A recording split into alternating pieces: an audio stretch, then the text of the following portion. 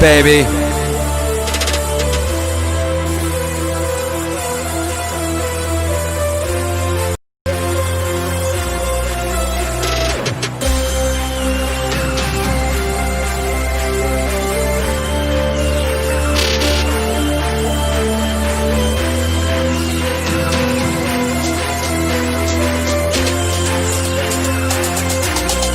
Akira. We here, baby. It's MEANINGWAVE. We triumphant. Smash that like. Post that link. Call the fam, baby. Ring that klaxon. We get after it. Woo! Yeah.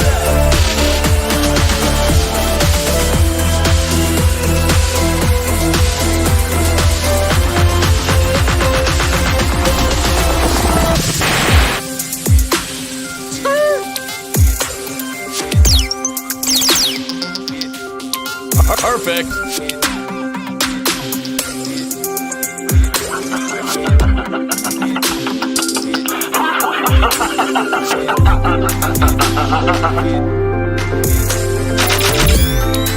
Yeah.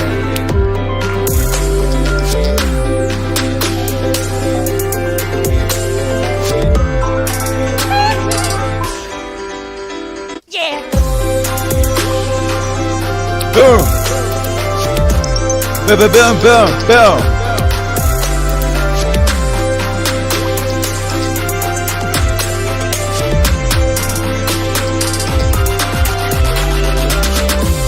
Yeah, come on, let's get it. Let's get it. Oh, oh, oh. MEANINGWAVE triumphant, baby.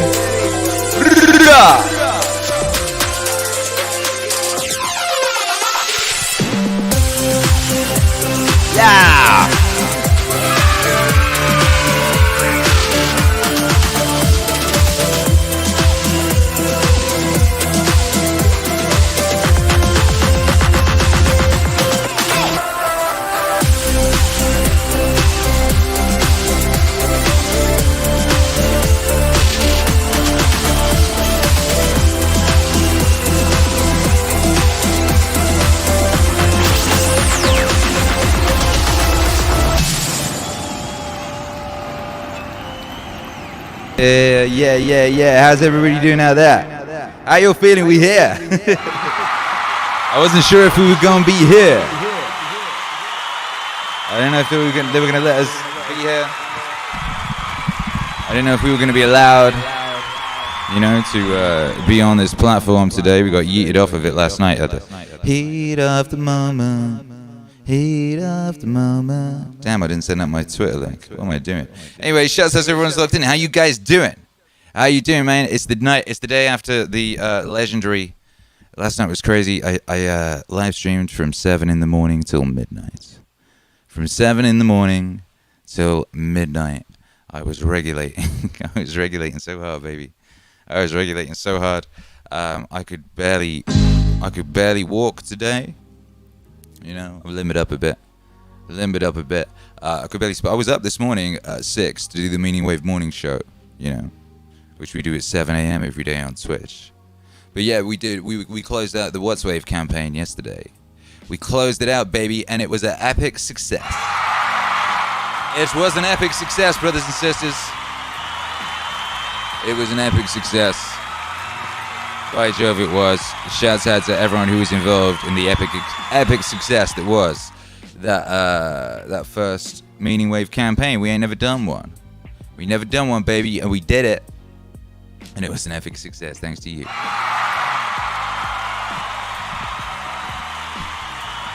Yesterday was crazy. I had all these guests on. You know, I've never had guests. The setup, you know, I hadn't worked out how to do it. It's very complicated, my setup. You know, as you can see, I got a spaceship. You know, the whole thing's running off 3 different computers. You know, each doing a different thing. That way it all works smoothly, you know. But we had guests on yesterday. We had great guests. Here on the YouTube show, we had Danica, XIX, aka Comic Book Girl 19, who was a wonderful presence to have. Shouts out to her. But yeah, in the daytime she went crazy. It all like collapsed at one point. Like all the electric in the crib went off. In the evening, we came back on YouTube and all the lights went out in the neighborhood, and the internet went off briefly. And I thought the aliens were landing or something. I thought shit was going down, baby. But it didn't go down. We got back on here, and that was groovy. And then YouTube yeeted us.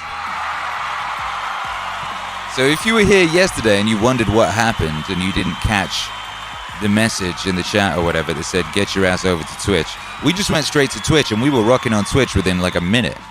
It was an instantaneous transfer, baby. It was dope. So shout out to everyone who was involved in that. And yeah, we were trying to get to 20K on the campaign. That was our final stretch goal, which was only announced yesterday. You know, we only announced that final stretch goal yesterday. And we got that, baby, at 25 to midnight, with just 25 minutes left to go. We hit that thing. We smashed that thing like an innocent storefront, you know? We beat it like a gong. And it was a beautiful thing to be a part of. And I will treasure that memory always. I will treasure that moment always. I said at the time the only thing that was missing was Hercules to do the Buy 5, and he was so upset today that we didn't wake him up. God bless. But you try waking him up in the middle of a deep sleep. He's a stranger zombie creature. He'd been no good to man nor beast. No good to man nor beast he would have been. So anyway, the facts of the matter is we had a goddamn campaign. We launched our first funding campaign in the midst of a pandemic, and we concluded it in the midst of a global riot, it would seem, and we were very, very successful. And I think that says a lot about the character of you, and obviously our own character, and it bodes incredibly well for the future. I said that, you know, this would be the future of MEANINGWAVE in 3D and beyond depended upon the success or otherwise of this campaign, and the campaign was very successful. So that means you can look forward to more physical releases in the future. But first, we're going to get this one done, you know, get this one made, get this one fulfilled, and make sure it all works properly and all that sort of thing. So that's very exciting. Thank you all so much. Particularly big shouts out to YouTube hero Alex and his twin brother Twitch hero Alex, who've been here with us the whole of this streaming journey. We're on night 81 days and nights. 81 days and nights. Who was it earlier? Your boy Alexander Cortez on Twitter tweeted something earlier recently, which was, we were talking about this on stream yesterday, and he tweeted today how to have more energy is a popular subject, but the real secret, I say, just as the instrumental of The Secret, the song called The Secret, closes behind me. The real secret to greater levels of energy is pushing yourself to greater levels of fatigue. When you destroy your old paradigm of how much you think you are capable of, that is when you unlock grander energy within yourself. We were just talking about this yesterday, right?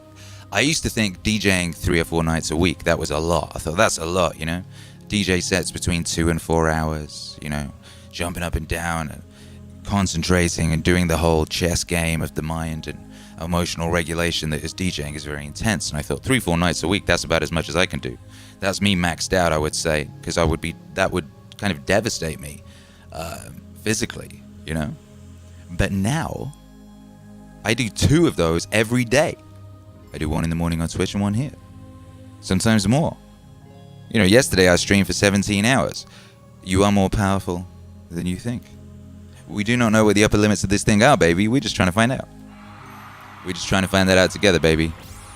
And it is an honor and a privilege, by Jove, to be here with you. And you know how we do. We keep it moving. But yeah, just to confirm, the What's Wave campaign is closed. You can't buy that vinyl anymore.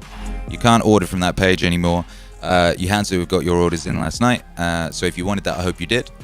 And yeah, you're going to be getting purple double vinyl gatefold with a lyric insert with a bonus 7-inch of Time, the 7-inch single thrown in. The 7-inch single will also be purple. And then the big top bonus, the thing that you guys did, which is pretty epic, right? everyone who contributed to the funding of that campaign. That final stretch goal was to get What's Wave 2, those very early original waves. People have been asking me to get that on Spotify every day since it came out. So I'm going to do what I did with JBP Wave Father, which was take the first JBP Wave mix and turn that into an album. I'm going to do that with What's Wave 2. That's what we're going to do. That was the final stretch goal. It's happened. So your gift to the world via your contribution is going to be that album, because I wouldn't be doing that album otherwise. Maybe I would, I wanted to do it at some point, but it wasn't planned for immediately at all. There was other plans. So that's what you've done. You've given to the world the gift of What's Wave 2K, whatever that album's going to be called. That's your gift to the world, and I think the world will be very grateful, and I am very grateful. Shouts out to you guys, you bad motherfuckers. So yeah, shouts out to YouTube Hero Alex. Big thanks to him. And big thanks to Diverting Tales, who's holding down the, the Meaning Wave Instagram account. Has been putting together all these great sets. I'm going to do one for you tonight that he's put together. Thanks to everyone who contributed to the campaign in any way, shape, or form. Everyone who shared the link. Everyone who's been here, smashing likes, all that stuff. You beautiful, beautiful creatures. You beautiful, beautiful creatures. I'm very, very excited to see what we can do and where we can take this thing. We don't know what the upper limits of this thing are. We're just at the beginning. We're just at the very, very dawn of this Meaning Wave thing, baby. And I'm very excited. And what I want to know, I'm going to play you a new song now, and this is the new single that's coming out. It's going to hit all streaming services tonight. It's going to hit all streaming services in about 2 hours and 46 minutes. And this is brand new, Akira the Don, featuring the vocals of Elon Musk. This is called If You Don't Make Stuff, There Is No Stuff. And for the International High Five today, I want to know, if there was no limit on your capability, what stuff would you make? Where are you? Where are you, and what would you make if there was no limit on your potential to my make? opinion is if somebody wants to stay home, they should stay home. And if somebody doesn't want to stay home, they should not be compelled to stay home. That's my opinion. Yeah. If somebody doesn't like that, well, that's my opinion. This notion, though, that you can just sort of send checks out to everybody and things will be fine is not true, obviously. Some people have this absurd, view that the economy is like some magic horn of plenty. Like, it just makes stuff, whatever. It just, there's a magic horn of plenty, and the goods and services, they just come from this magic horn of plenty. And then if somebody has more stuff than somebody else, it's because they took more from this magic horn of plenty. Now let me just break it to you, the fools out there. If you don't make stuff, What? there's no stuff. If you don't make stuff, there's no stuff. If you don't make stuff, there's no stuff. If you don't make stuff, there's no stuff. If you don't make stuff, there is no stuff. Yeah. So, if you don't make the food, you don't process the food, you don't transport the food, medical treatment, getting your teeth fixed, there's no stuff. I become detached from reality. You can't just legislate money and solve these things. If you don't make stuff, there is no stuff. If you don't make stuff, there's no stuff. If you don't make stuff, there is no stuff. If you don't make stuff, there's no stuff. If you don't make stuff, there is no stuff.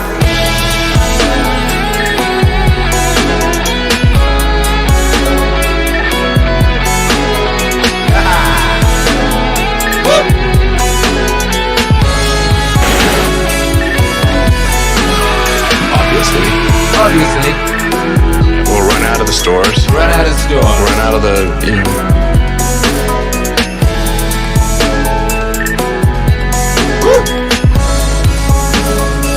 The machine just blinds us.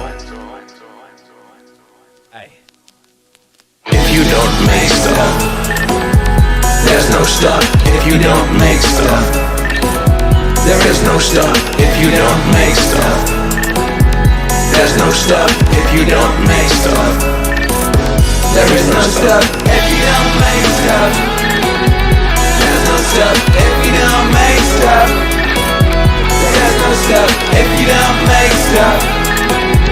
There's no stuff if you don't make stuff. There is no stuff. Yeah, baby, if you don't make stuff. Guess what? Guess what? There is no stuff. There is no stuff. Shouts out to the magic horn of plenty. The mythical magic horn of plenty, and all those who believe in that mythical magic horn of plenty. Horn of plenty. There's some funny ass religions being formed right now. There's some really crazy religions being formed of them right now. One of them, they have these weird totems in them. That one has the magic horn of plenty. This new religion I'm seeing evidence of currently where people are kind of prostrating themselves in front of others, and they have all this like guilt, this guilt, and I'm awful, I'm born just awful, I'm born with this sinly condition, all these things. Just like, go be a goddamn Catholic. They got structure, they got nice buildings. These new lot don't have nice buildings. These new lot ain't got shit. Shit, man. Who are those Catholics who hit themselves with a cat o' nine tails or whatever, you know? Go be one of them. Shit. Anyway, I don't know why I just thought of that. But, whoop, whoop, whoop, we got a new member. What up, Rylas Dana? Rylas Dana, welcome to the wave. Wonderful to have you here. Wonderful to have you here. So yeah, we had a question there for the International High Five. I wanted to know, in honor of this new single, which is out tonight on all streaming platforms, if you could make some stuff, and there was no limits on your potential to make stuff, what stuff would you make, baby? What stuff? David Howe says, Akira, I know I'm at like less than 50% capability right now. If I want to be epic, should I start going all out right now or ramp it up slowly over time? That's just completely derailed where I was going. I don't know where I read that thing, but that's an excellent question. And it's got two answers which are contradictory. And it kind of depends on what the component parts of what you're doing are. You should definitely go all out right now.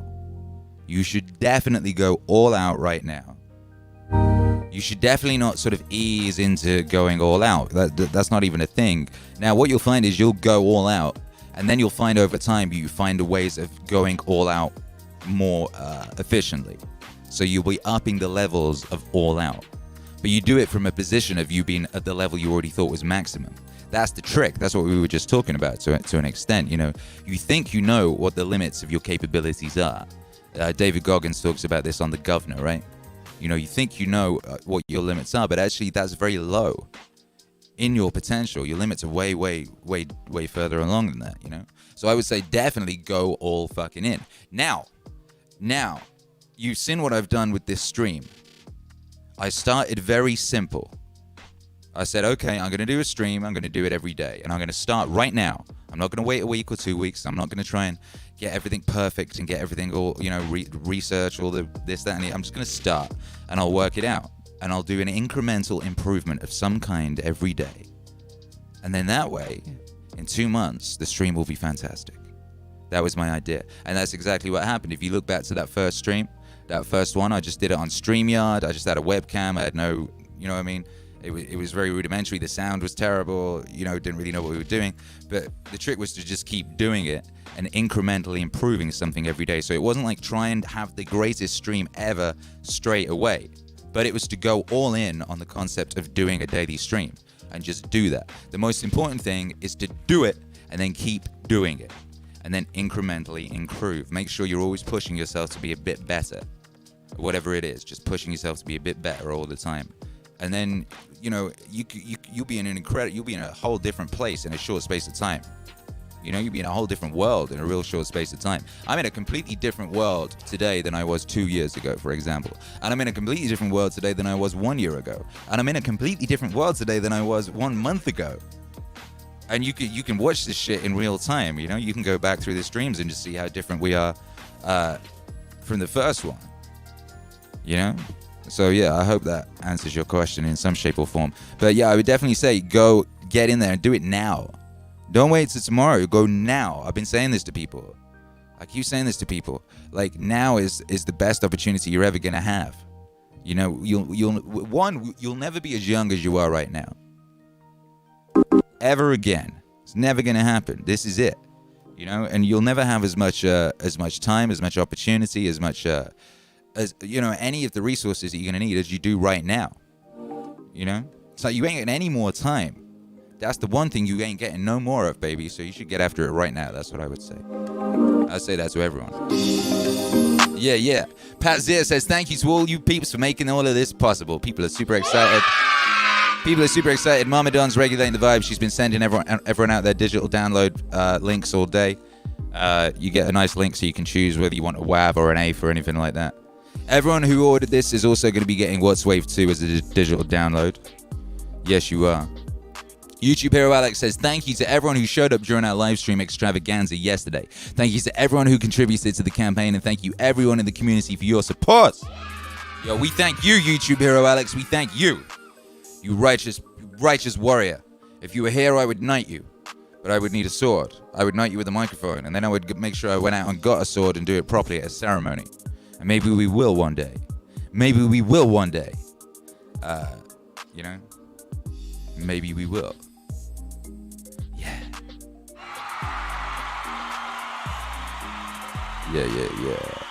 If I had no limits, here we go. Here's the answers. Is Val in the house? Shouts out to Val. Ooh. Shouts out to everybody who was here yesterday. Shouts out to everyone who's here today. There's people who are here today who were not here yesterday, have never been here before. There always are. Shouts out to you guys. Chris Whitmore, what is up? Up. Says you're already all in on life. This is facts. You ain't got no choice in the matter. You might as well go all in on making it a good life. Bap, makes a noise, Chris Whitmore. That's very, very righteous. It's very righteous. Glenn Barnett points out correctly that action with intent is magic, and it is. If you were tuned in during the daytime yesterday, you'd have seen Glenn Barnett. He was a guest on the show. We had a call-in section. We had homies call in. It was dope. David Howard says, thanks for the detailed answer, man. You inspire me. You inspire me. Now, why can't I find the answers to the previous question about the making of stuff? It's very difficult sometimes to navigate a chat while simultaneously DJing, you know, and talking. I would make more people capable of teaching for the highest, says DS Duenas. Andrew Komaromi in Toronto says he would make MEANINGWAVE. That's a good answer, particularly from you, my guy. John Hansen said I would turn Red Dead Redemption 2 into my D&D campaign, complete conversion. Ooh. Joshua Tran says, I like stuff. Pazir in Maryland would make infinite peace. Ross Cristofari in Santa Maria would do improv lyrics and beats with days. Nice. Cindy Bailey in that pale blue dot says, I'd make sacred homes and gardens. Nice. Michael Tapia says, stuff. Stuff is my favorite word. It is a good word. I used to love the word stuff. You know, stuff is a great word. Marie Antoinette says, if I had no limits, I'd take the 100-year-old gun club in MA I'm a member of, modernize it for the next 100 years, and teach people how to never become victims in the face of evil. I mean, I don't see why you just don't, you know? I think you could do that. I think that's something you could do. Matt Damon in Australia says, Toy Story sequels ad infinitum. Could you scrub Toy Story 4 from the books while you're at it? Because that one creeped me out.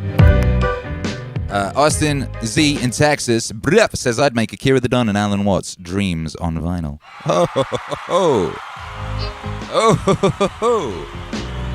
Would you now? Val Venus says that Civic is still running great. Shouts out to Val Venus, and Val Venus is Civic. Val Venus got a Honda Civic, I do believe. I don't know nothing about cars, by the way. Something you might not know about me is just like Norm Macdonald, I can't drive. I don't have a driving license. I never learnt to drive. My parents never taught me, which is something that I will always hold against them. And I never had it high enough on my own list of priorities, but it's something I intend to rectify over the coming months. So I'm excited about that. I want a monster truck, you know? I want a monster truck. Cindy Bailey says, didn't get notified, thanks YouTube. I don't think anyone did. We had like 20 viewers for the first 15 minutes. YouTube hates us. It's so funny. But we're here regardless, you know. We'll be here as long as it makes sense to be here. But we've got a morning show on Twitch now. And that's going real good. That's going real good, baby. Angie Komaremi said, would also make meaning babies. Very smart. Milkman down in Melbourne says, I would make a projector big enough to put the meaning wave symbol on the side of the largest pyramid. I think you should do that. That's a good life goal. I think you should get after that. Ras Christopher says, stuff and plushie are both great words. Yeah, they are. Plushie. Plushie's a word I hear all the time because Hercules loves plushies and he's got a bunch of them. Shouts out to Glenn Barnett who got him a Minecraft plushie that arrived in the post yesterday, right? And yesterday I was streaming all day. And Charlotte had a lot on her plate with customer service and campaign-related stuff. And Glenn Barnett sent some gifts. It was very lovely of him. Thank you, Glenn Barnett. He sent some Lego and a plushie for Hercules, and Hercules was just occupied all day playing with that. He was super happy. So that worked out perfectly. Yeah. Robots for everything, says Joshua Tran. Yeah, I think that's going to happen. All right. International high five time, baby. Let's get it. Let's get together. Let's join our forces. Let's join our energies across space and time in that way that only we can. If you're listening to this on the replay, you know what to do. You're going to aim for the brain, baby. Woo! Did you feel that? Because I did. I felt that, baby. Ooh.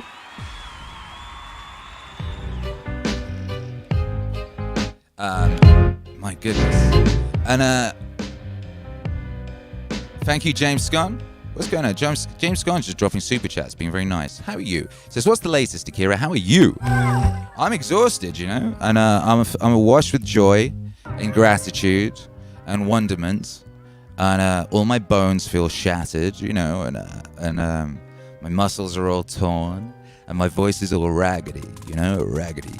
And I was just thinking to myself, damn, man, if I was still a cat who did a lot of boozing and the other kind of schmoozings, you know, I'd be in a much worse state today. So I'm just grateful that I'm at the point in my life where that's going on. I spoke to my homie Big Nasty the other day, and we were sending each other voice messages across WhatsApp. I was a bit sad. He was supposed to be coming out here this year, you know, and he's like, "Oh, cuz, I'm not sure if I'm ever coming to that country now, cuz it looks mad. Why'd you move to a country like that for, blood?" Because the way they be showing it on TV, you know, and the way they be portraying it, you know, particularly to people of color, which is, you know, it pissed me off, man.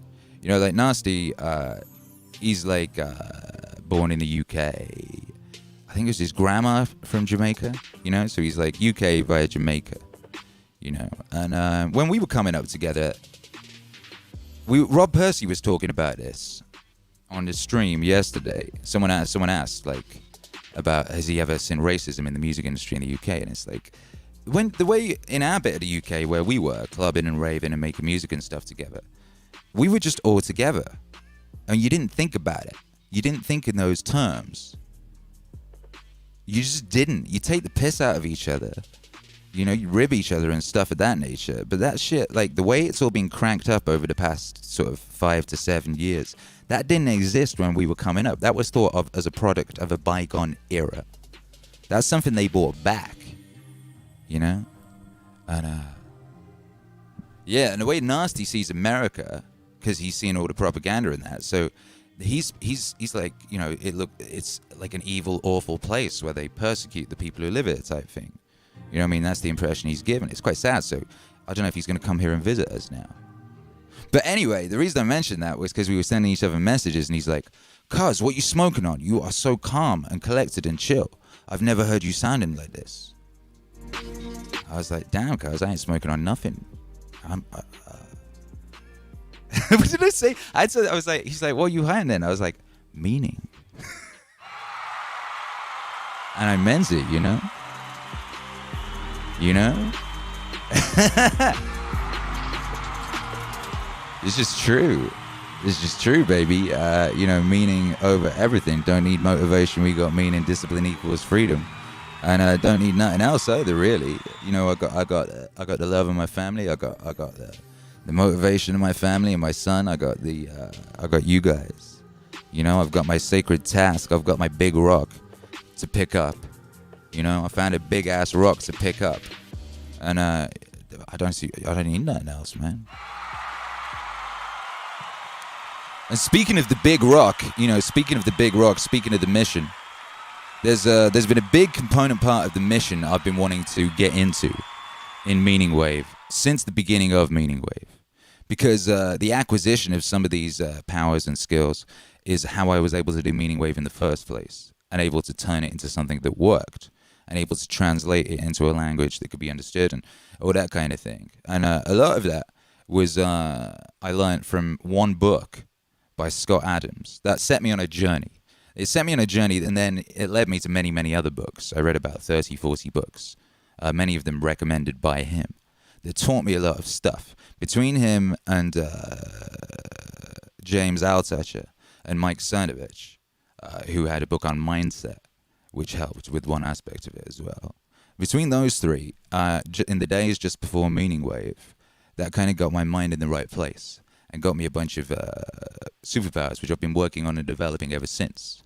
And I'm very excited to announce to you that the next album, and it's going to be out very soon, because it's already done, it's already mastered, and the artwork should be with me today.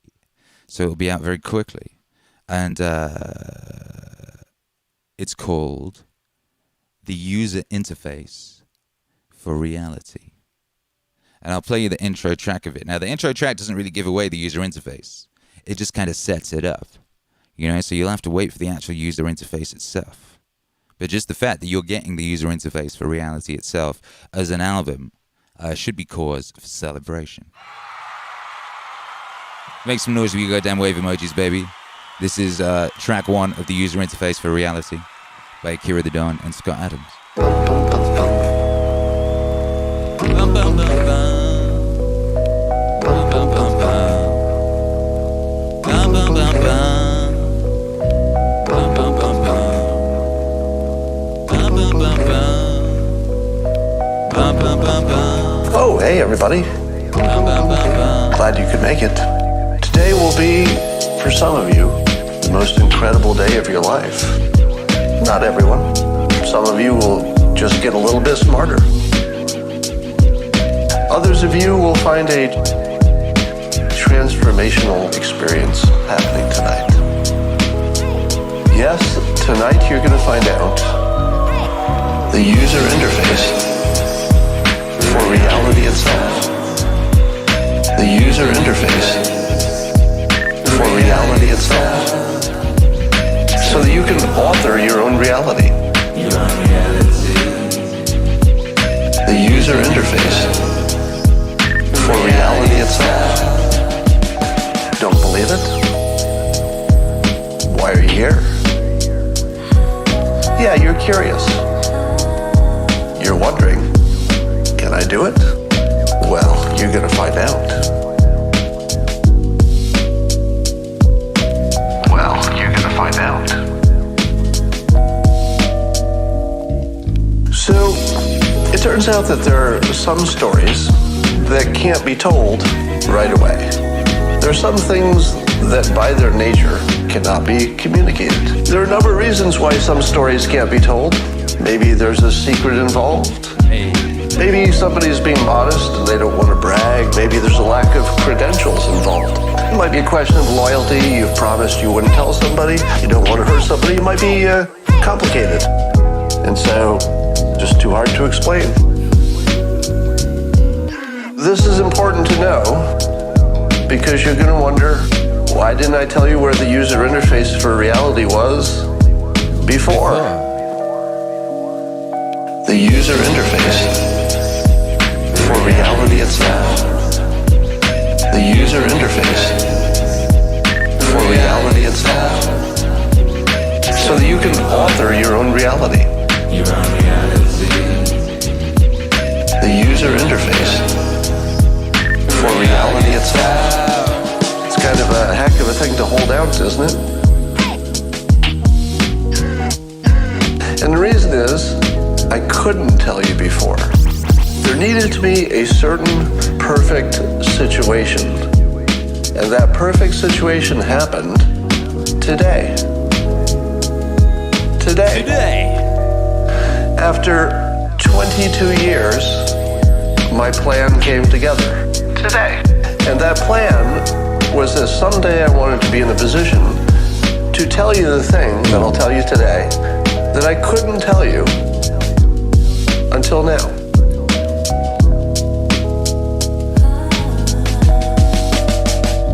Yeah. The user interface for reality itself. The user interface for reality itself. So you can author your own reality. The user interface for reality itself. Bum, bum, bum. Bum, bum, bum, bum. Bum, bum, bum, bum. Bum, bum, bum, bum. Bum, bum, bum, bum. Bum, bum, bum, bum.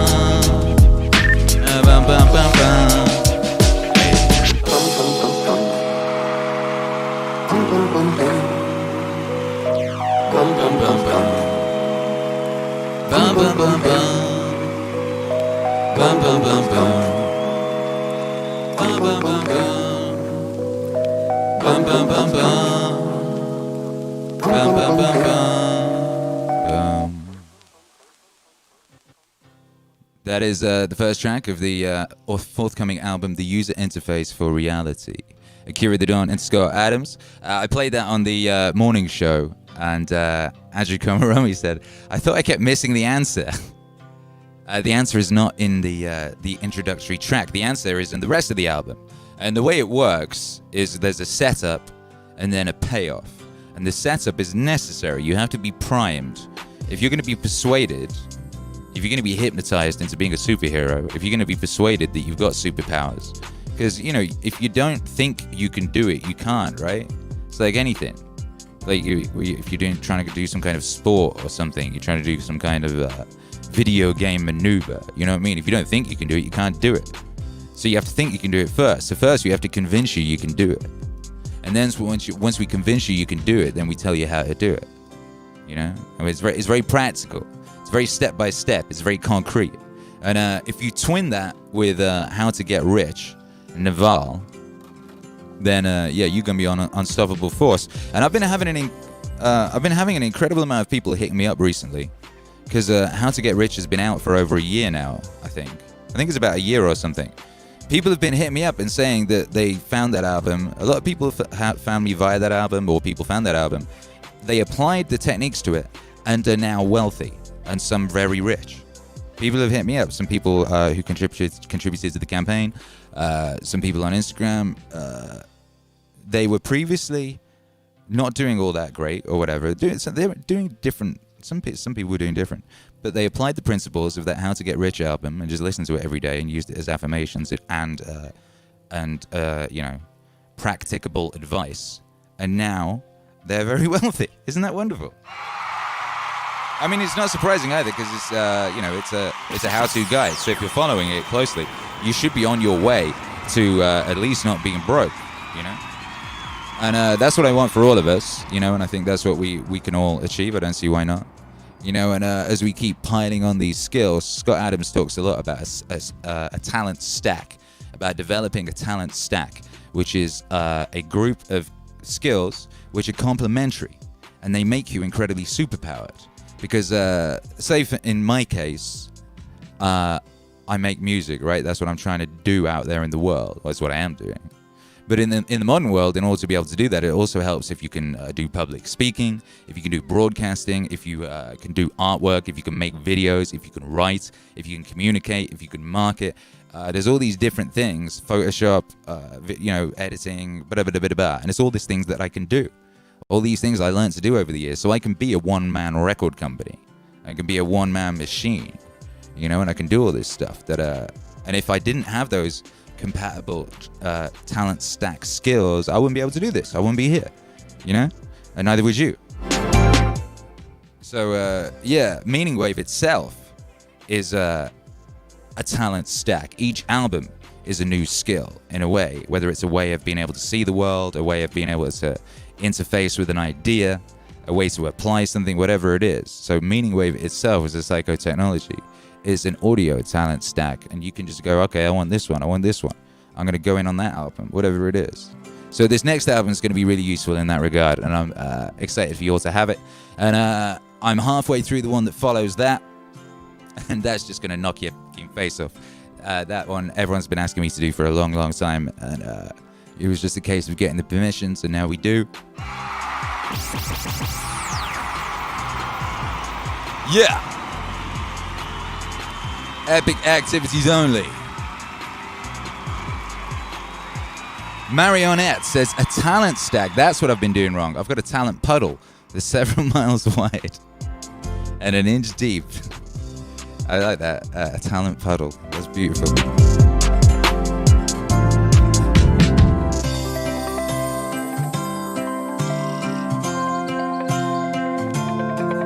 This song you're listening to right now, by the way, the instrumental of this song, this is a song we made on stream. We made it on the Meaning stream, number 3. I'm going to play it in its entirety.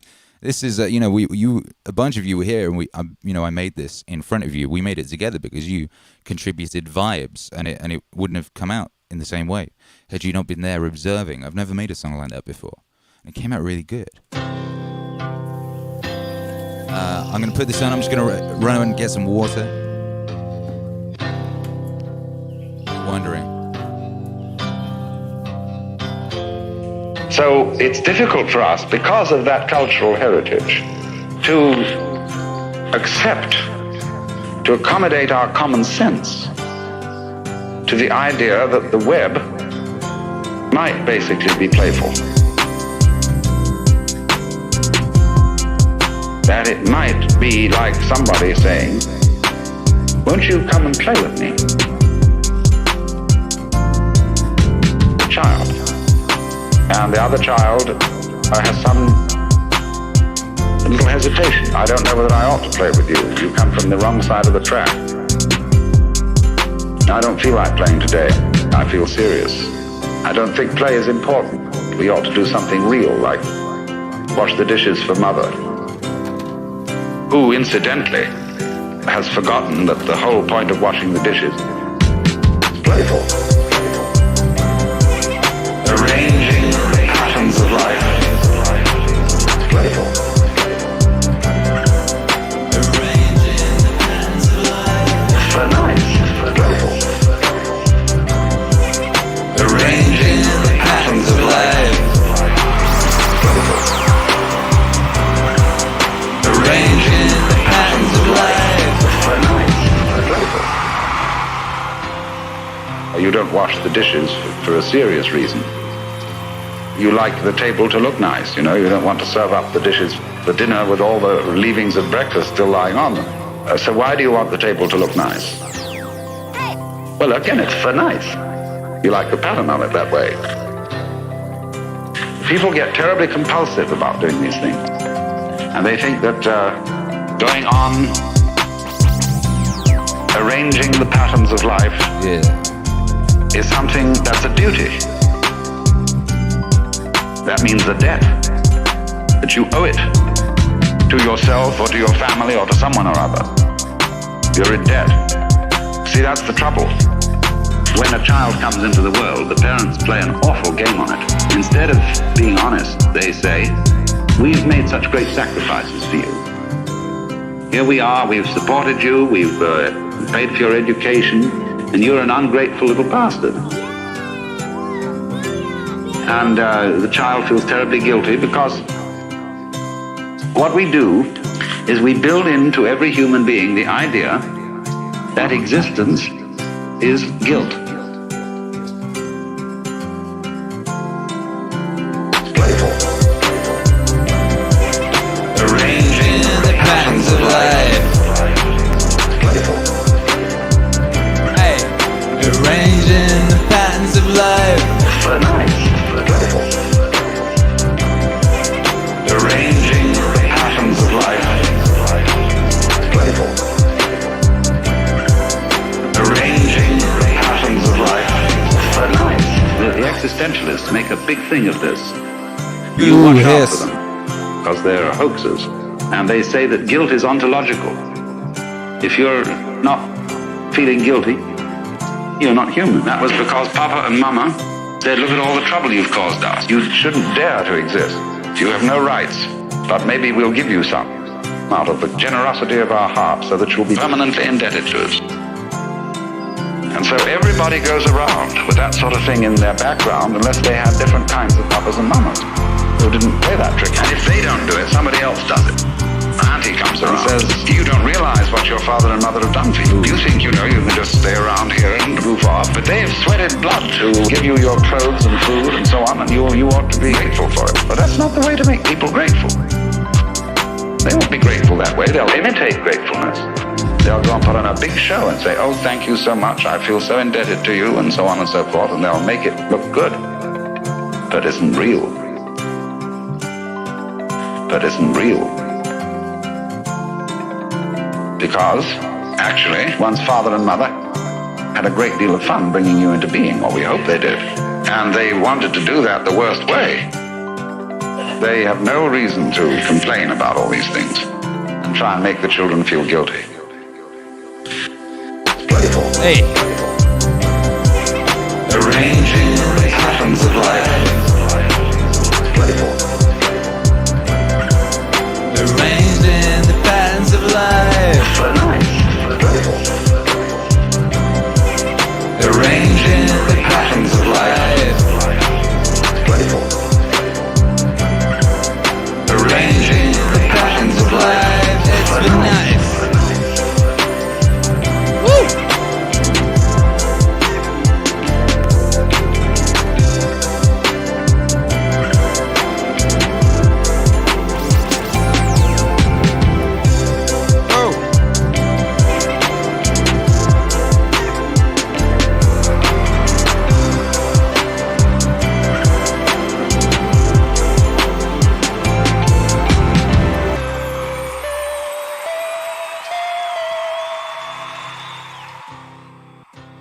I want something else.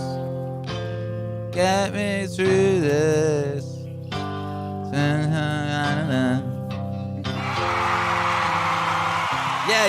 Yeah. That was Playful from the new album Akira, the Don and Alan Watts Wave 266, The Web of Life 2. We did that live on stream. That album is so relevant to right now. It's so powerfully relevant to right now. That notion he talks about there about all these children just being like raised with all this guilt. Just given all this guilt for some shit they never goddamn did. You see that playing out so violently, so horribly. This is obviously not in your family, not here. We're not doing this. But you see it. You see people doing it. What an awful thing to do. But you cannot control other people. You can only control yourself. We always got to keep remembering that. You can't get lost in despair at the foolishness of others. You kind of have to expect it. You just have to make sure that you are being 100% great in yourself. And if you're not, don't waste any time worrying about others, man, if you have not fully regulated your own domain, The baby Jesus said that on a PA system, with a microphone about 3 weeks after he came out. Straight from the baby Jesus' face, Chris Whitmeyer,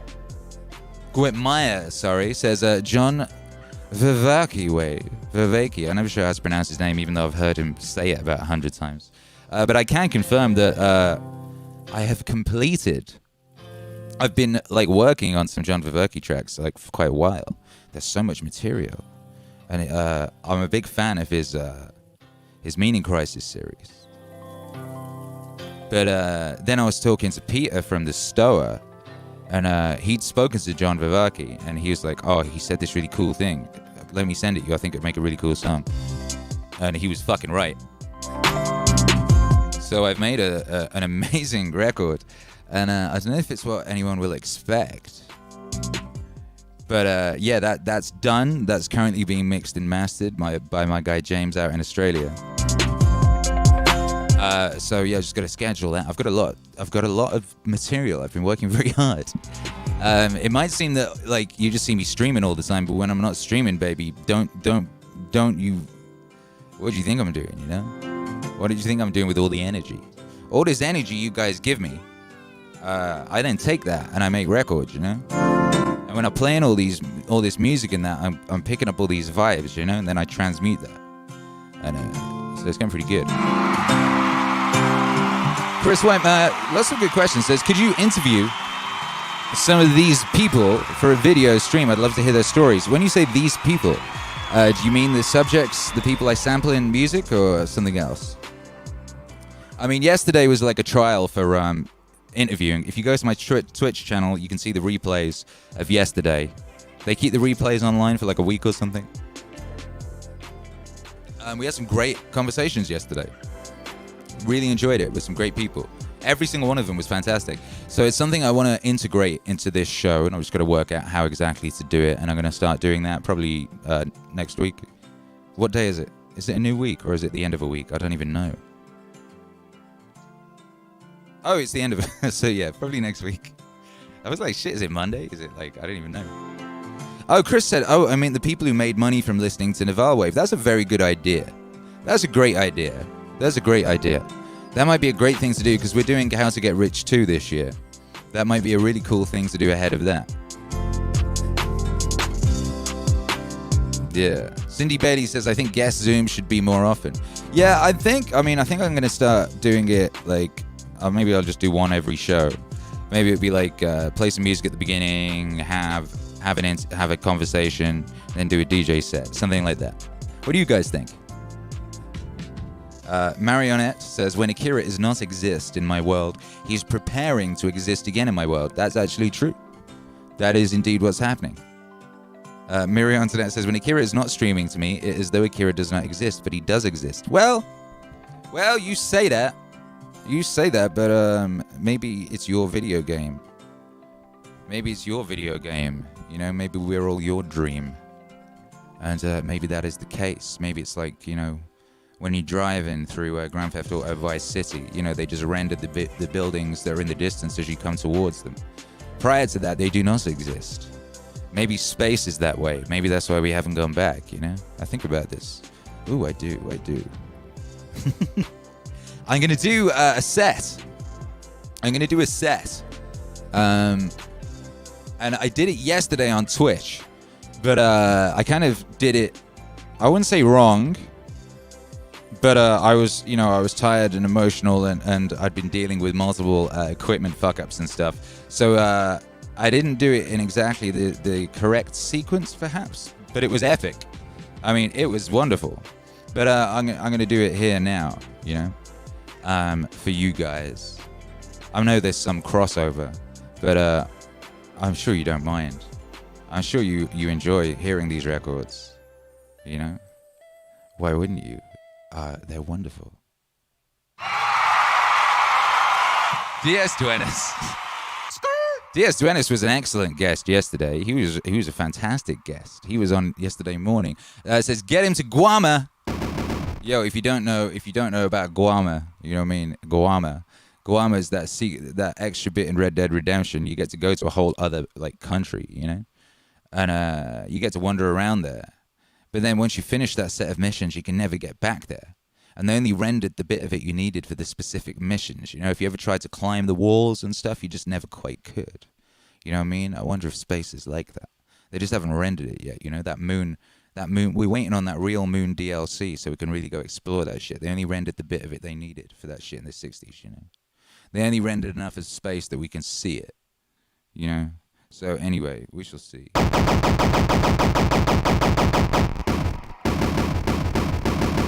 Ooh, I like this. Marie Antoinette says, remember, the buildings in GTA always exist. They're just not always being rendered by your reality processing unit.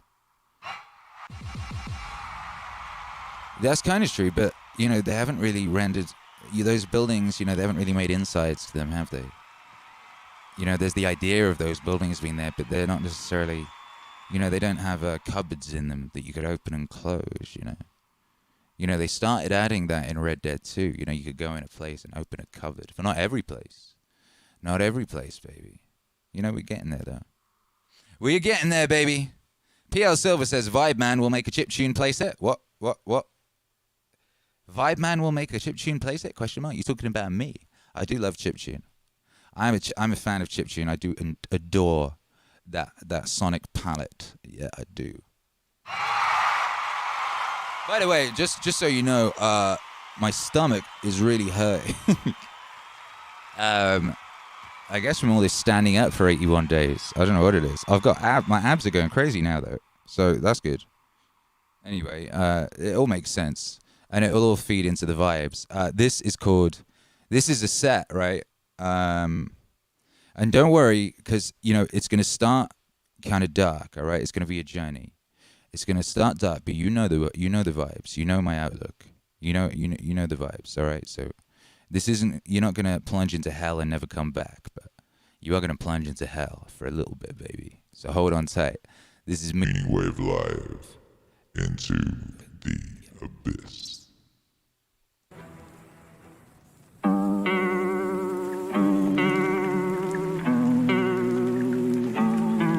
Let us consider this problem.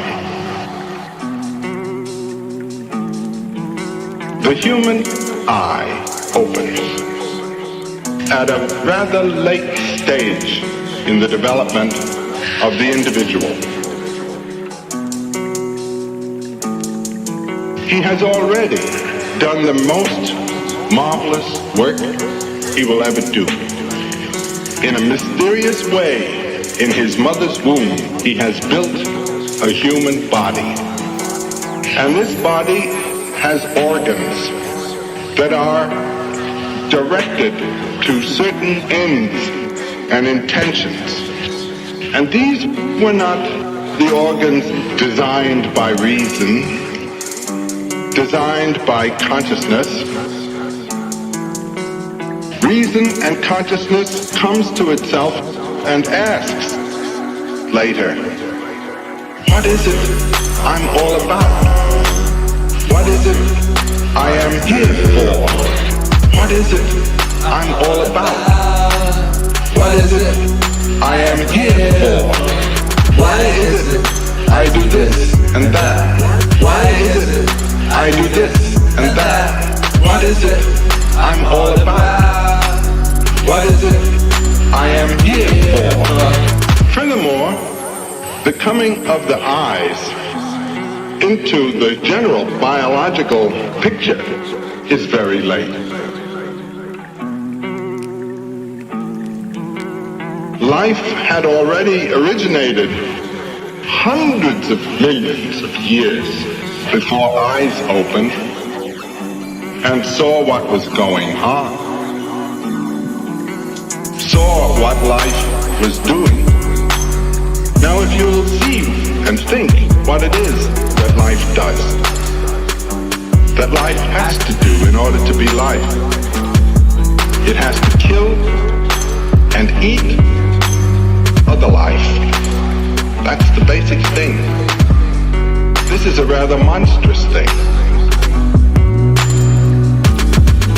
And when the eyes see what the situation is on which its own life depends, its own existence, when conscience and consciousness become aware of the preconditions of their own existence, there is often a sense of shock, a sense of horror.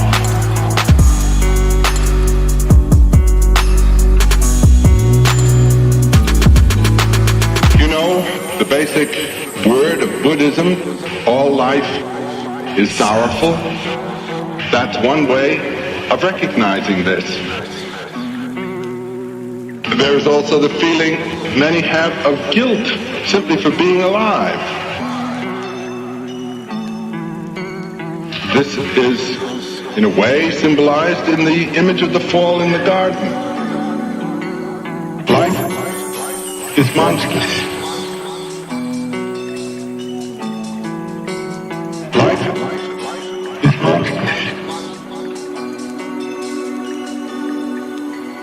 What is it I'm all about? What is it I am here for? What is it I'm all about?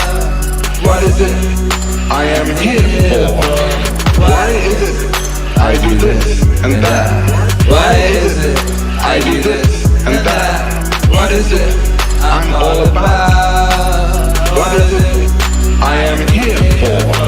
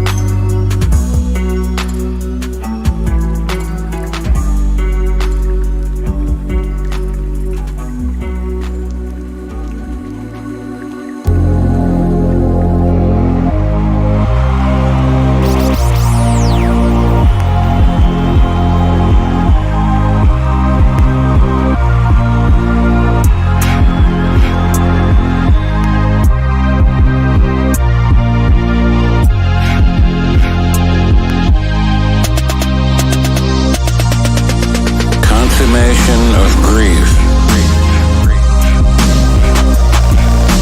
I even hear the mountains, the way they laugh, up and down their blue sides, and down in the water, the fish cry, and all the water is their tears.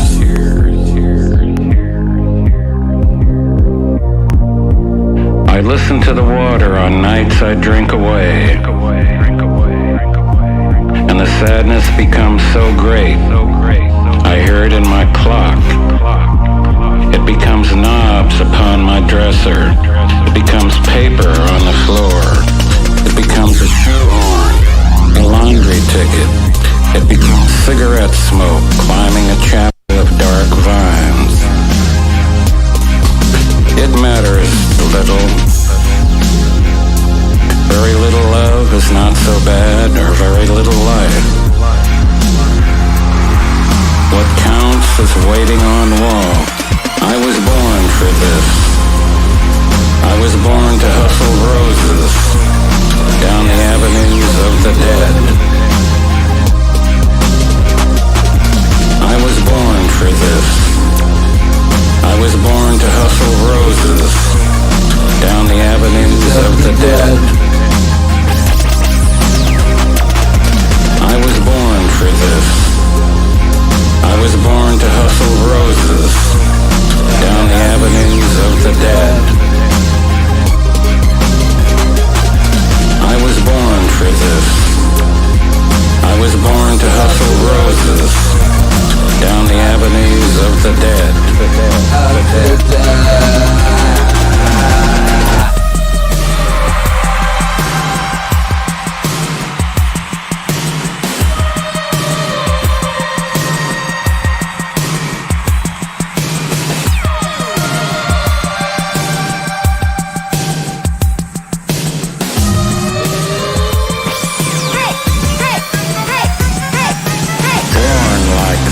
Into this,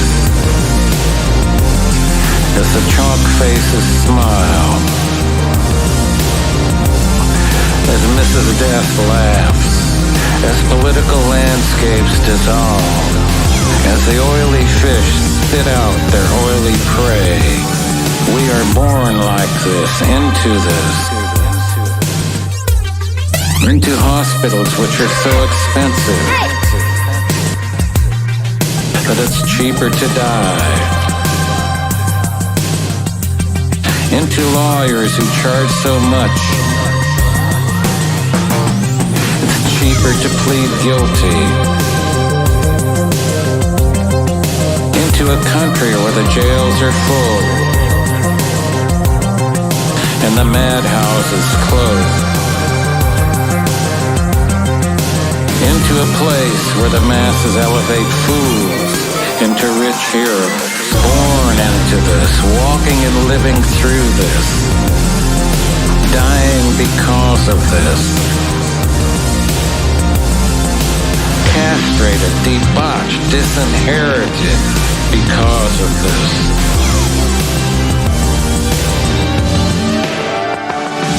The fingers reach toward an unresponsive God. The fingers reach for the bottle, the pill, the powder. We are born into this sorrowful deadliness. There will be open and unpunished murder in the streets. It will be guns and roving mobs. Land will be useless. Food will become a diminishing return. Nuclear power will be taken over by the many. Explosions will continually shake the earth. Radiated men will eat the flesh of radiated men.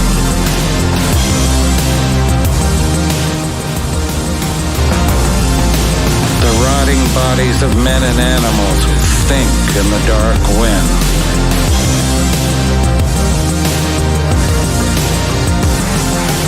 And there will be the most beautiful silence never heard.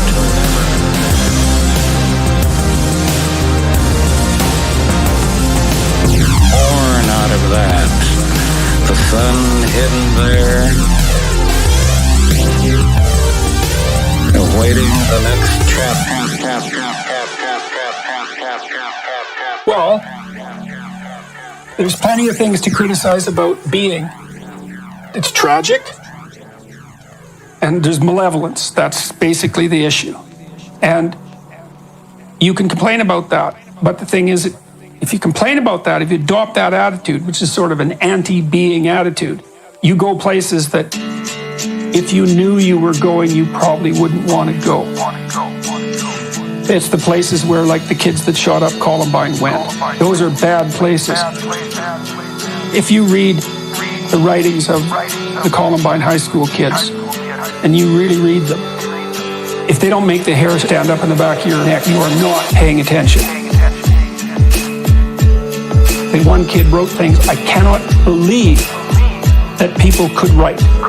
And I exposed myself to a lot of crazy things that people have done and said. You just can't understand it. It's uncanny, you know. Well, that's where you end up if you get bitter. It's like, well, what can you do about that? Well, the world is harsh. It's like, should you criticize it? Not until you put yourself together.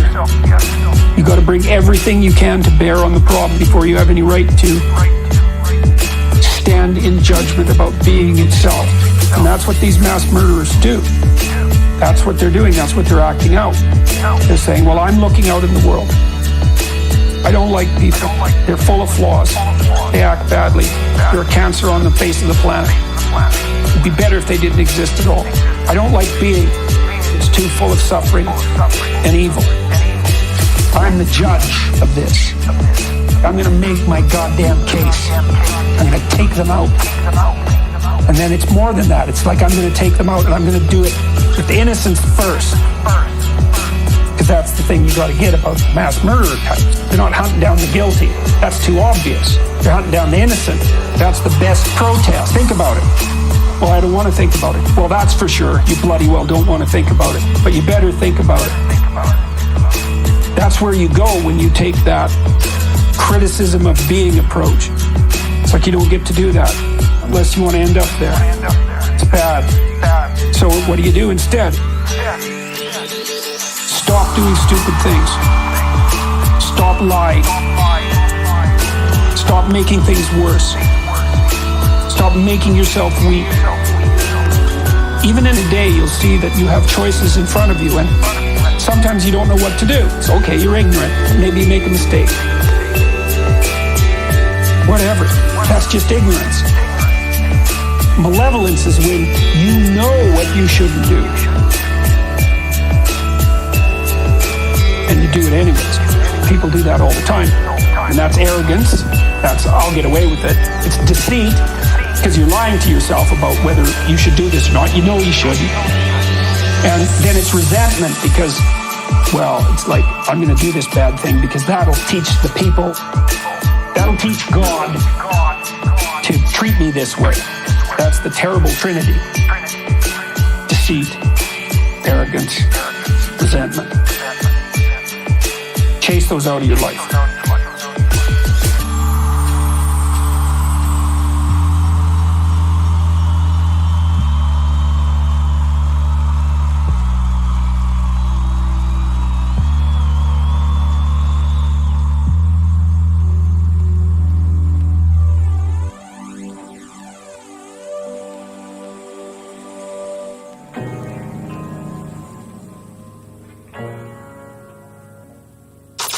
Listen carefully to your Cain-enabled lecture, but waves of contempt for existence itself keep coming. There's a part of me that revels in riding these waves. But can I harness them for good? God, you guys, you ask the hardest questions. Waves of contempt for existence itself keep coming. Waves of contempt for existence itself keep coming. There's a part of me that revels in riding these waves. But can I harness them for good? Waves of contempt for existence itself keep coming. It's probably time for a little bit of individual psychoanalysis. You're generalizing, you say waves of contempt for existence itself keep coming, but I don't believe that that's exactly right. I'm certainly not accusing you of being deceitful. It's more like low resolution. My suspicions is that there's a set of experiences that you've had that are characteristic to your own personal life that have caused you some bitterness and some resentment, and that those haven't been thought through. Usually thinking through means trying to take as much responsibility for altering the conditions under which those things happen going forward into the future as possible. Like, the purpose of memory is to stop you from doing the same stupid things in the future, right? If you've had experiences that have made you bitter and resentful, or are still engaged in experiences that are doing that, then you need to do a careful microanalysis of what those are and see if you can flip your attitude in some manner. I'm not saying this is easy, but the first thing you could do is at least figure out what those memories are. You can kind of tell if something needs work from a memory perspective if it occurred more than about 18 months ago, and when you remember it, it still causes like a wave of sadness or anger. Waves of contempt for existence itself keep coming. Waves of contempt for existence itself keep coming. There's a part of me that revels in riding these waves, but can I harness them for good? Waves of contempt for existence itself keep coming. What that means is that your brain is still targeting that experience as threatening and unexplored. And what that means is that in some sense part of you, or a part of you that could exist, is still stuck in that memory.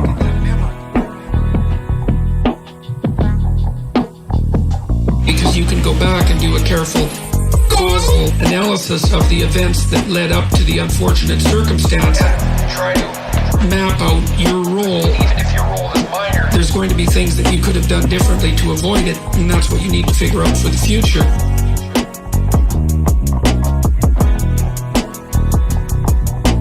I would say you try to shed all your personal resentment.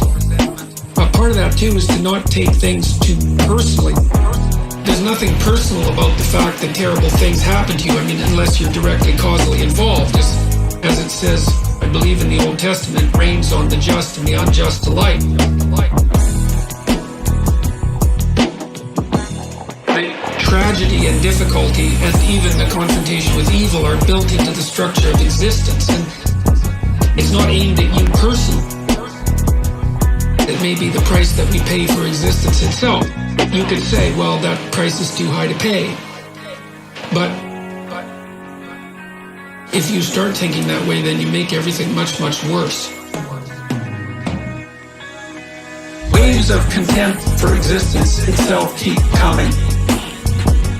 Waves of contempt for existence itself keep coming. There's a part of me that revels in riding these waves. But can I harness them for good? Waves of contempt for existence itself keep coming. It seems better to shoulder your cross voluntarily and stumble forward towards the light. That's the best strategy, and just because it's the best strategy doesn't even necessarily mean that it's always going to work. Like, this is no optimistic scenario. Like a dragon is no optimistic scenario. Confront the dragon, get the gold, bring it back to share with the community.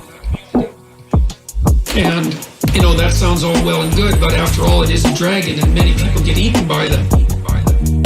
The myth basically says, well, your best bet is to open your eyes and speak the truth and look forward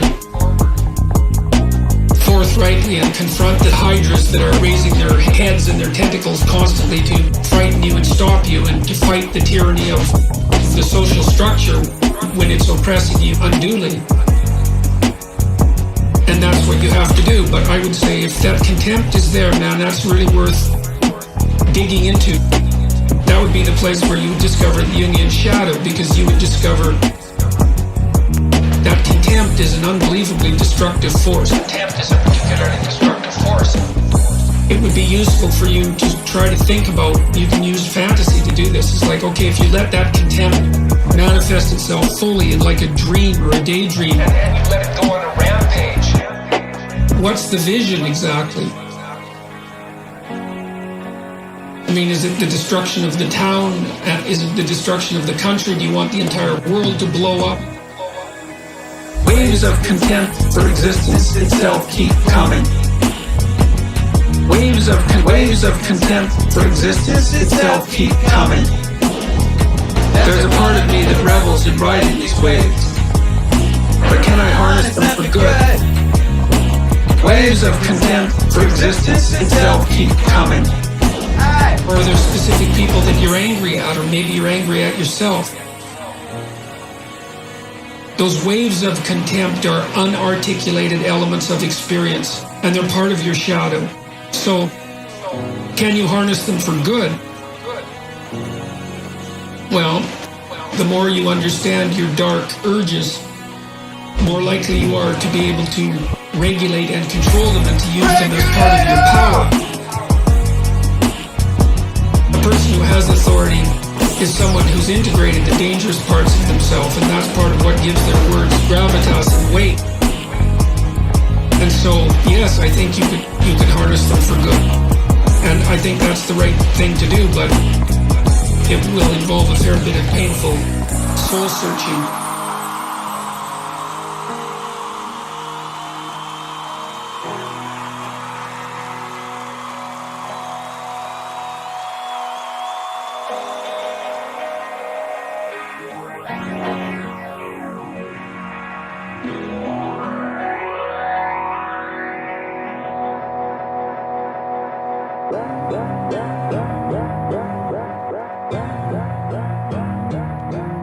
One of the very great things that C.G. Jung contributed to mankind's understanding was the concept of the shadow.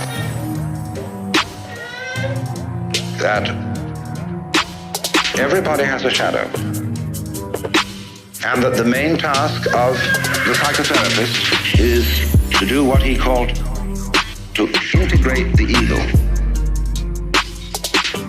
to, as it were, put the devil in us in its proper function. Because you see, it's always the devil, the unacknowledged one, the outcast, the scapegoat, the bastard, the bad guy. You see, the black sheep of the family. It's always from that point, what we could call the fly in the ointment. You see, that generation comes. In other words, in the same way as in the drama, To have the play, it's necessary to introduce a villain.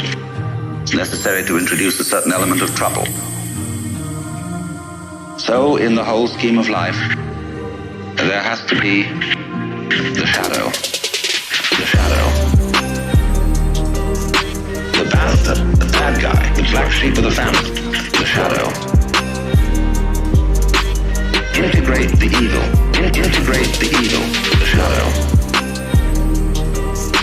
The bastard, the bad guy, the black sheep of the family. The shadow. Everybody has a shadow, because without the shadow there can't be the substance. So this is why there is a very strange association between crime and all naughty things and holiness. You see, holiness is way beyond being good. Good people aren't necessarily holy people. A holy person is one who is whole, who has, as it were, reconciled his opposites. And so there's always something slightly scary about holy people. And other people react to them in very strange ways. They can't make up their minds whether they're saints or devils. So holy people have, throughout history, always created a great deal of trouble, along with their creative results. Take Jesus, for example. Trouble that Jesus created is absolutely incalculable. Think of the Crusades, the Inquisition, heaven knows what's gone on in the name of Jesus. Freud's a big troublemaker, as well as a great healer, you see. It all goes together.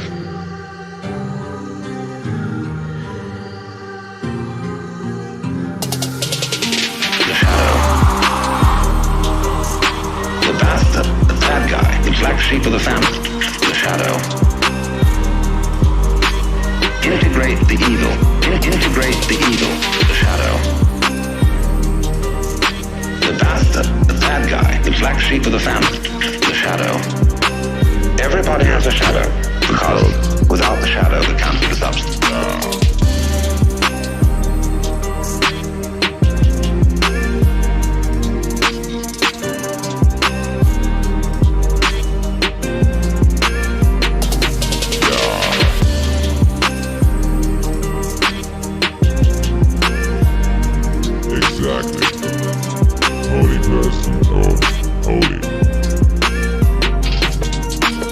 Holy person is scary because he is like the earthquakes, or better still, he's like the ocean. See, the ocean, on a lovely sunny day, you can say, oh, isn't that gorgeous? And you can go into it and relax and float around. But boy, when the storm comes, does that thing get mad?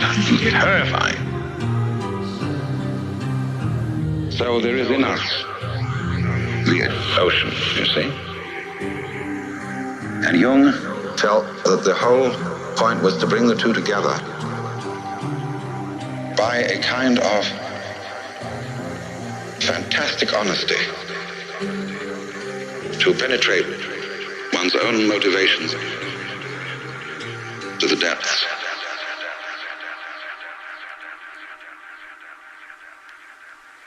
Akira. He's got clout. This is from Friedrich Nietzsche. Now, of course, you probably know that he was the philosopher who announced the death of God. What he meant by that was that the fundamental metaphysics that underlie Western culture had lost their foundation.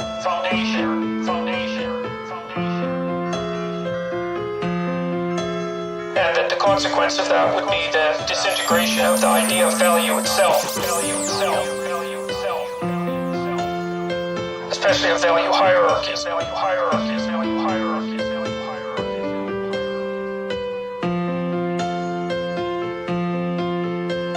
He thought of the inevitable consequence of that, or one of the inevitable consequences of that, a dramatic move towards a doctrine of radical equality. See, because if value itself is destroyed, the value distinction between things, so that one thing is not any better than another, then there's is no reason for hierarchies of virtue or of value. And so the equality doctrine is a logical outcome.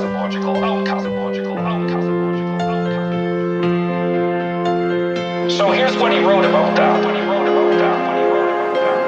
Behold, this is the hole of the tarantula. Do you want to see the tarantula itself? Here hangs its web. Touch it so that it trembles. There it comes willingly.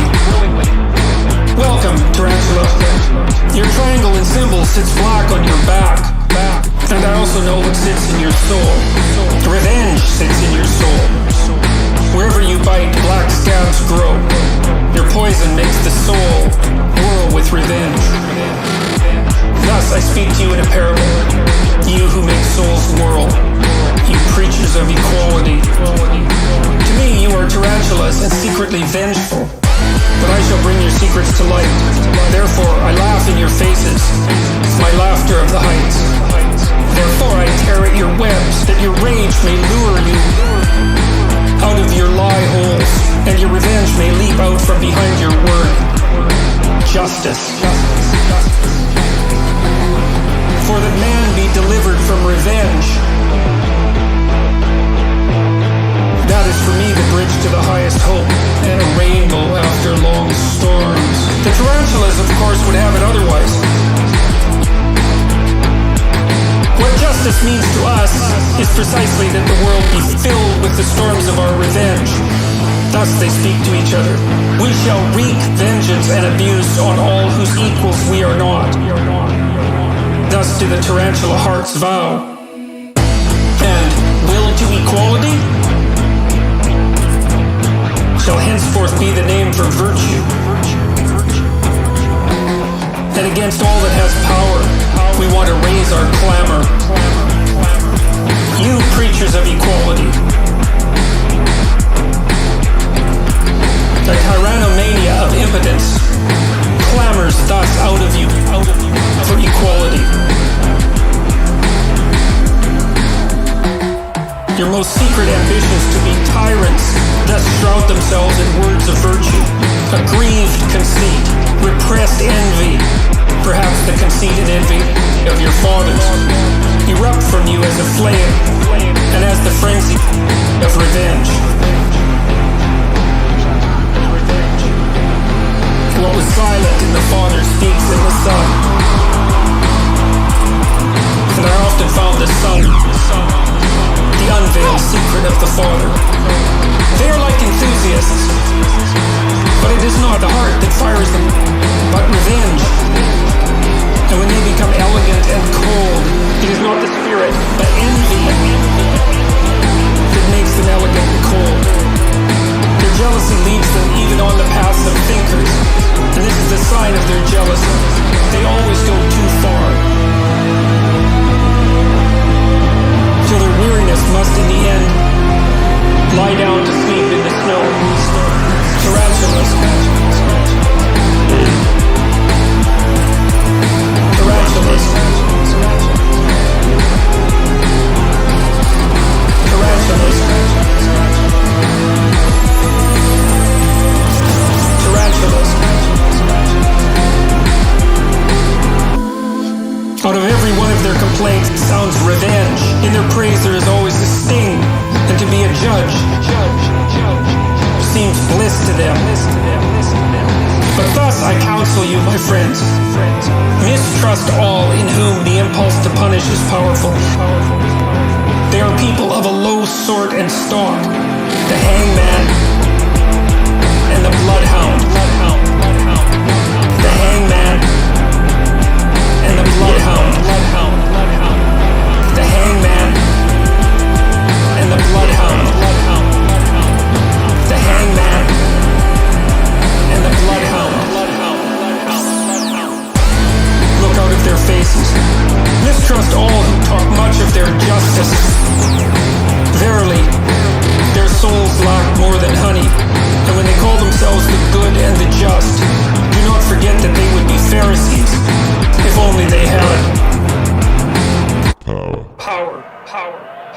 My friends, I do not want to be mixed up and confused with others. Some preach my doctrine of life and are at the same time preachers of equality.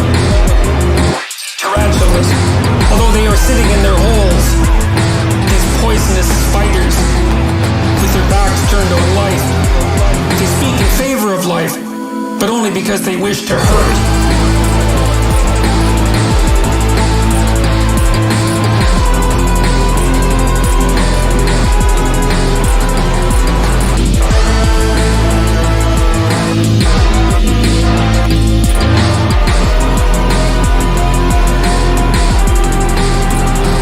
To hurt those who now have power.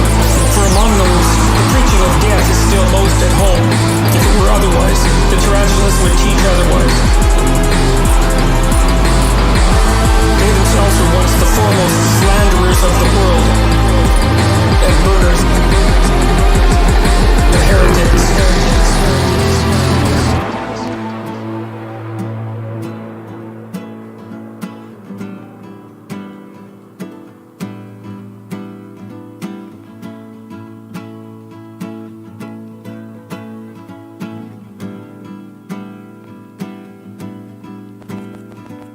I do not wish to be mixed up and confused with these preachers of equality.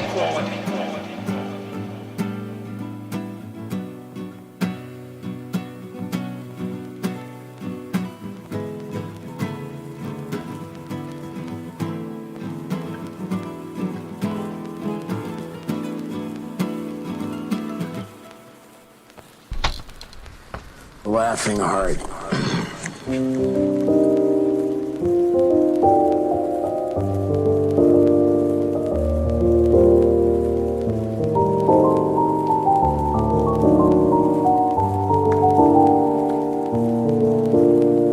Your life is your life.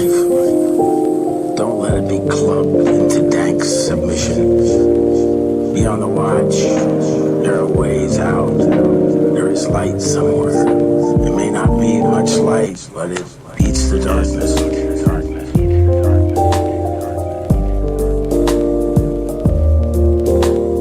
Beats the darkness.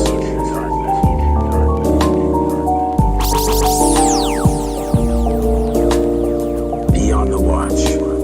The gods will offer you chances. Know them and take them.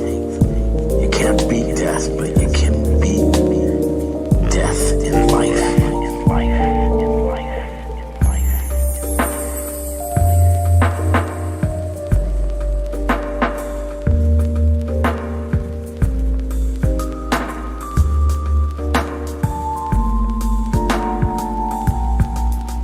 Sometimes the more often you learn to do it, more light there will be.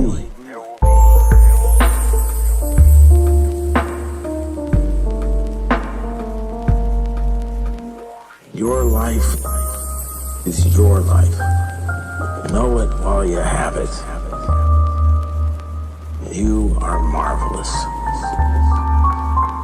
The gods wait to delight in you.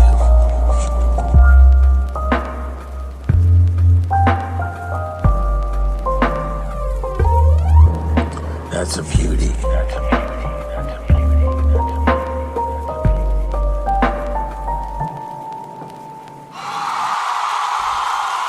Make some noise for Tom Waits. Make some noise for yourself. The Abyss.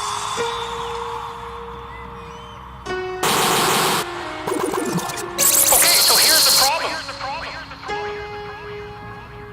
There's a big problem here.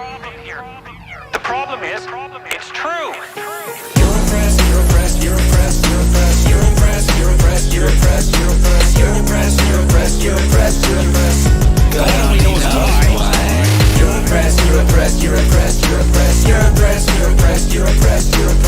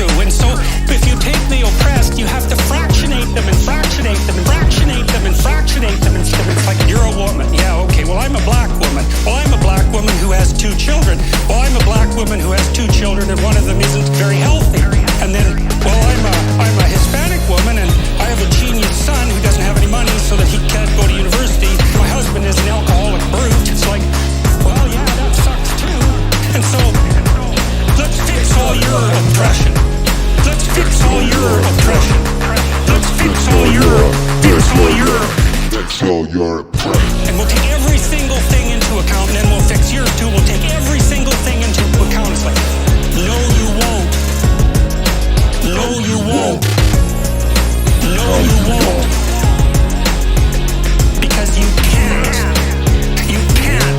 It is technically impossible. You're oppressed, you're oppressed, you're oppressed, you're oppressed, you're oppressed, you're oppressed, you're oppressed, you're oppressed, you're oppressed, you're oppressed, you're oppressed, you're oppressed. God only knows why. You're oppressed, you're oppressed, you're oppressed, you're oppressed, you're oppressed, you're oppressed, you're oppressed, you're oppressed, you're oppressed, you're oppressed, you're oppressed, you're oppressed. God only knows why. First of all, you can't even list all the ways that you're oppressed. Second, how are you going to weight them? Third, who's going to decide? That's the bloody thing. Who's going to decide? Who's going to decide?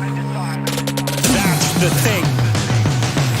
You have to fractionate the oppressed all the way down to the level of the individual.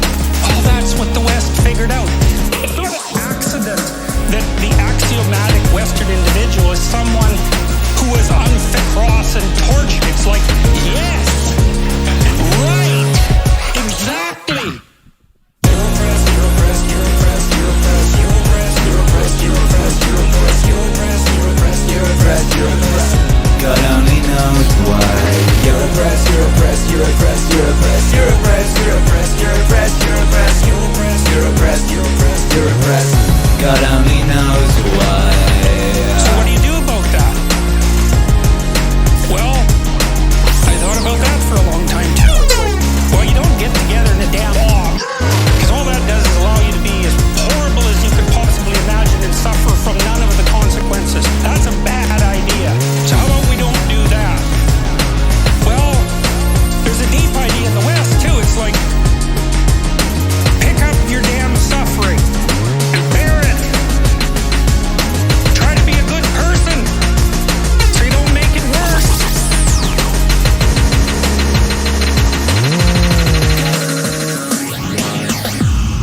Well, that's the truth, you know?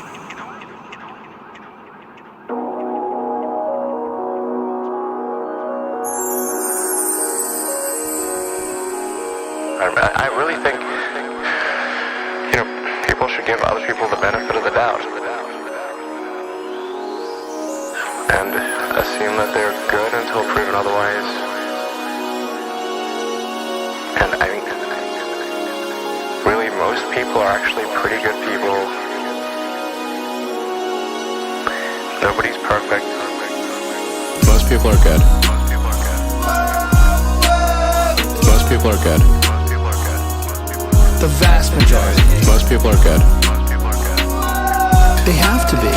Most people are good. The vast majority. Most people are good. Most people are good. The vast majority. Most people are good. They have to be. Most people are good. The vast majority. I mean, strangely, I think a lot of people don't like humanity and see it as blight. But I do not. I do not.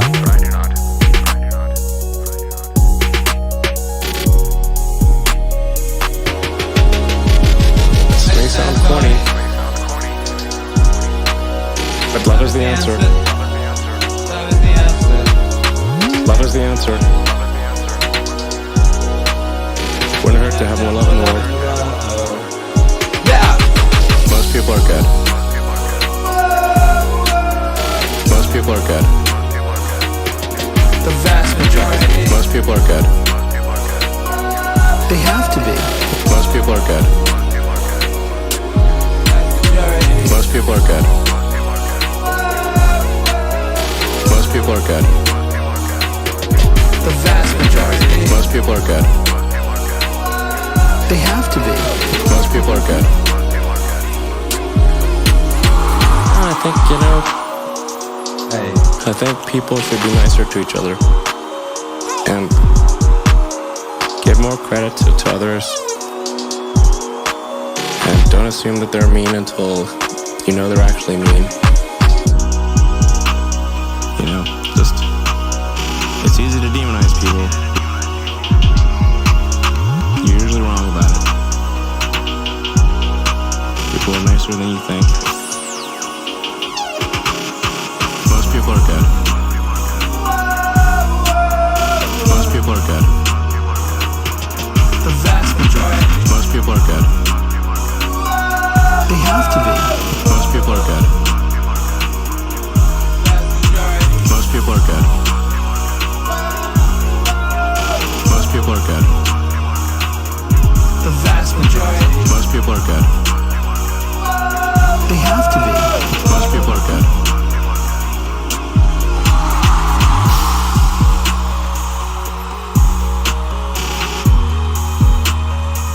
Hey, shouts out to everybody that's in. Shouts out to AP, first time on the live stream. Welcome to the way, baby. This may sound corny. Hey. But love is the answer. Love is the answer. Love is the answer. Wouldn't hurt to have more love in the world. This may sound corny, but love is the answer. Love is the answer. Love is the answer. Wouldn't hurt to have more love in the world. Love is the answer. Love is the answer. Love is the answer. Wouldn't hurt to have more love in the world.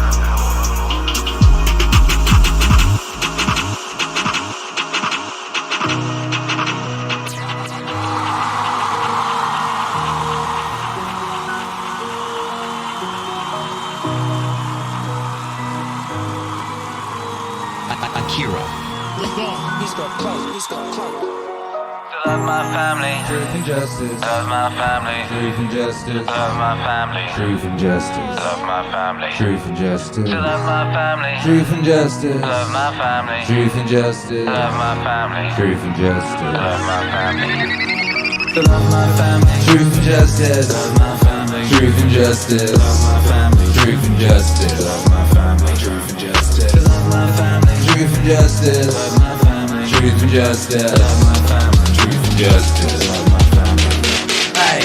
My brother Severus. It was through him I encountered Thracia, Helvidius, Cato, Dion, Brutus, and conceived of a society of equal laws governed by equality of status and of speech, and of rulers who respect the liberty of their subjects above all else, and from him as well to be steady and consistent in valuing philosophy and to help others and be eager to share, not be a pessimist, never to doubt your friend's affection for you. And when people incurred his disapproval, they always knew it. They always knew it. And that his friends never had to speculate about his attitude to anything. It was always clear. Love my family, truth and justice. Love my family, truth and justice. Love my family, truth and justice. Love my family, truth and justice. Love my family, truth and justice. Love my family, truth and justice. Love my family, truth and justice. Love my family. To help others and be good to share. To help others and be good to share. To help others and be good to share. To help others and be good to share. Maximus, self-control and resistance to distractions, optimism in adversity, especially illness, a personality in balance, dignity and grace together, doing your job without whining. Other people's certainty that what he said was what he thought and what he did was done without malice. Never taken aback or apprehensive, neither rash nor hesitant, or bewildered, or at a loss. Not obsequious, but not aggressive or paranoid either. Generosity, charity, honesty, the sense he gave of staying on the path, not being kept on it. That no one could have ever felt patronized by, or in a position to patronize him. A sense of humor, To love my family, truth and justice. Love my family, truth and justice. Love my family, truth and justice. Love my family, truth and justice. Love my family, truth and justice. Love my family, truth and justice. Love my family, truth and justice. Love my family. To help others and be good to share. To help others and be good to share. To help others and be good to share. To help others and be good to share. Yeah. Shouts out to the whole Wave Nation. How you doing, baby? There is a light at the end of the abyss. Hey, hey. And that light is a reflection.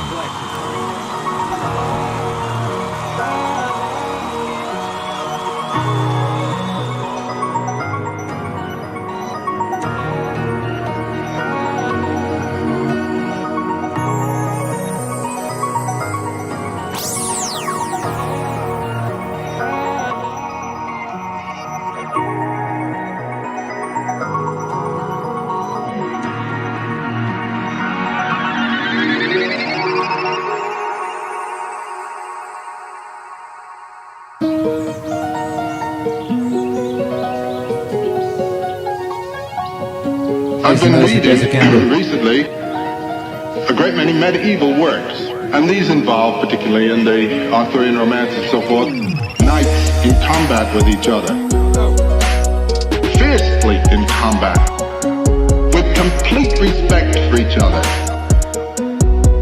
even love for each other. And there's one wonderful line in Confronting when two brothers who didn't know they were brothers were in combat.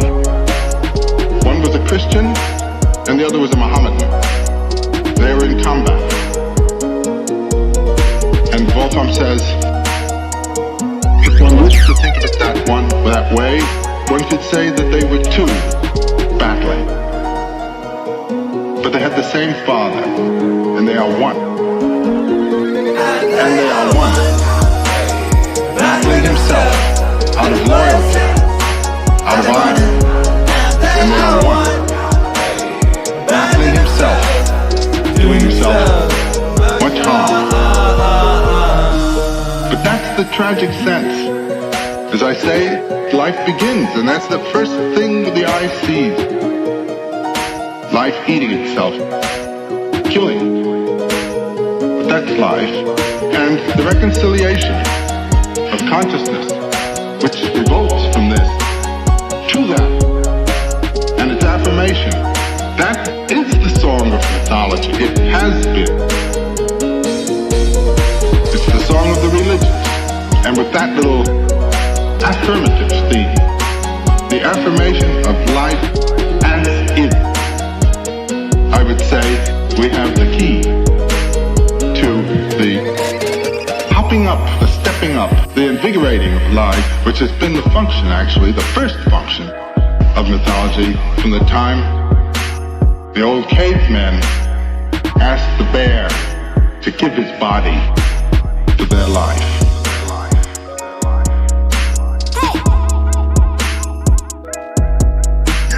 To their life. Akira. And they are one. Battling himself out of loyalty, out of honor. And they are one. Battling himself, doing himself much harm. And they are one. Battling himself out of loyalty, out of honor. And they are one. Battling himself, doing himself much harm.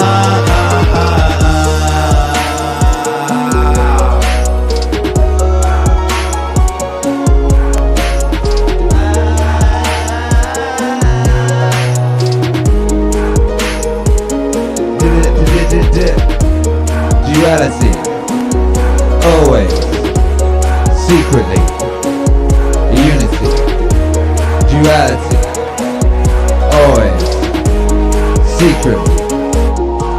So that little theme closed with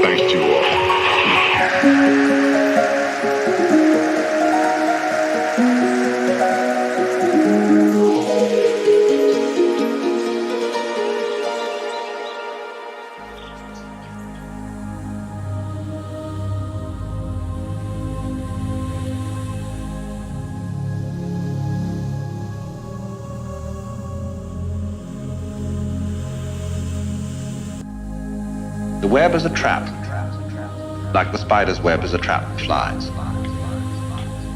Also, the lovely embroideries are worn by women as traps for men, from a certain point of view.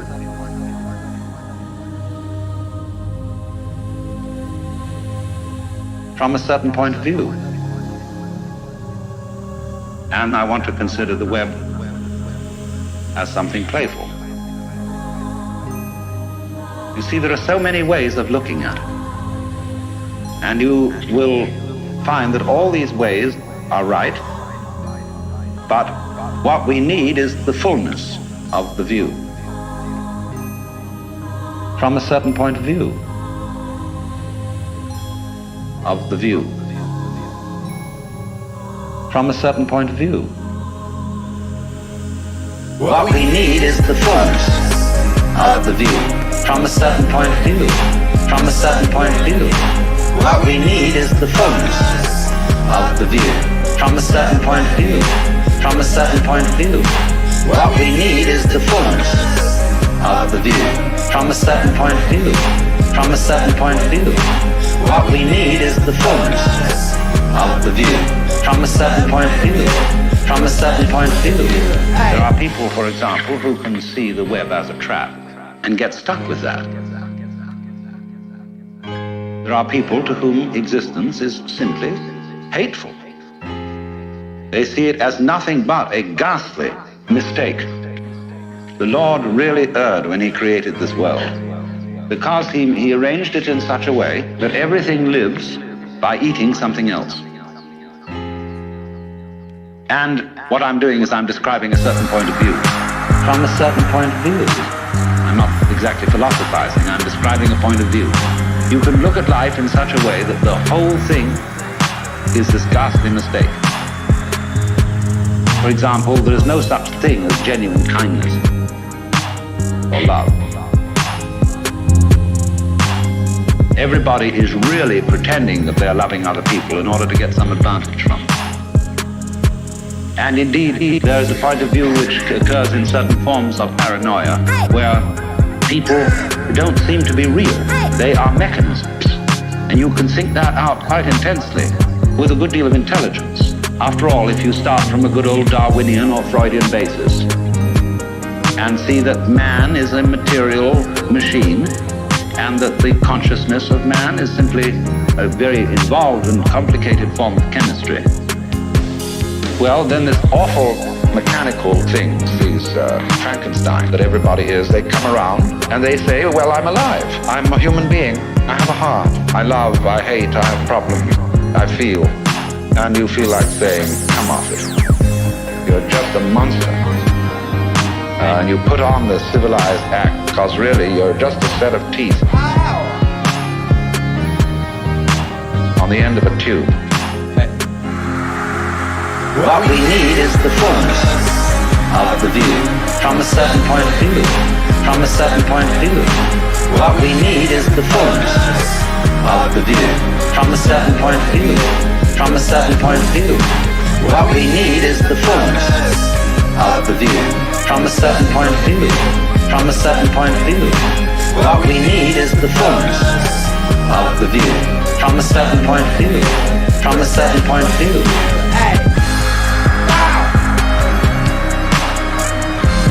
Make some noise for Adam Watts, brothers and sisters. Drop all them words emojis for Adam Watts right now, baby. Yeah, yeah. There is a light at the bottom of the abyss. That's your reflection, baby.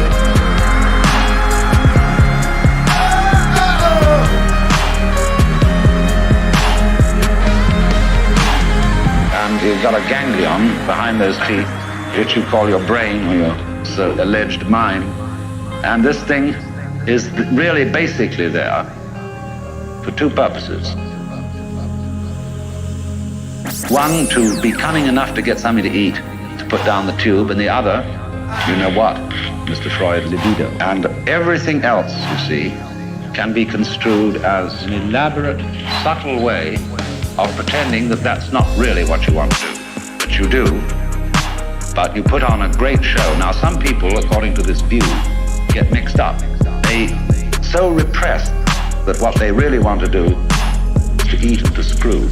They get involved in higher things that are the masks for these activities and think that that's the real purpose of life. And then they become what's called neurotic.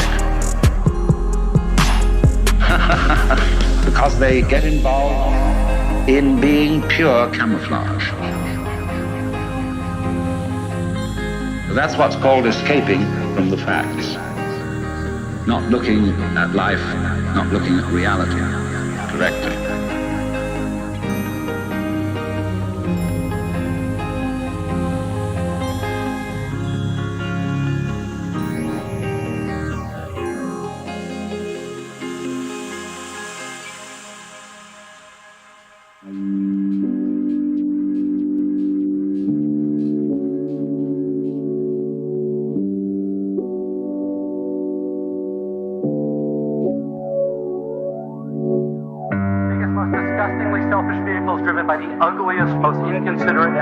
Drivers, and I can think about how our children's children will despise us for wasting all the future's fuel and probably screwing up the climate, and how spoiled and stupid and selfish and disgusting we all are, and how modern consumer society just sucks, and so on and so forth. You get the idea. Akira. If I choose to think this way in the store and on the freeway, fine. Lots of us do.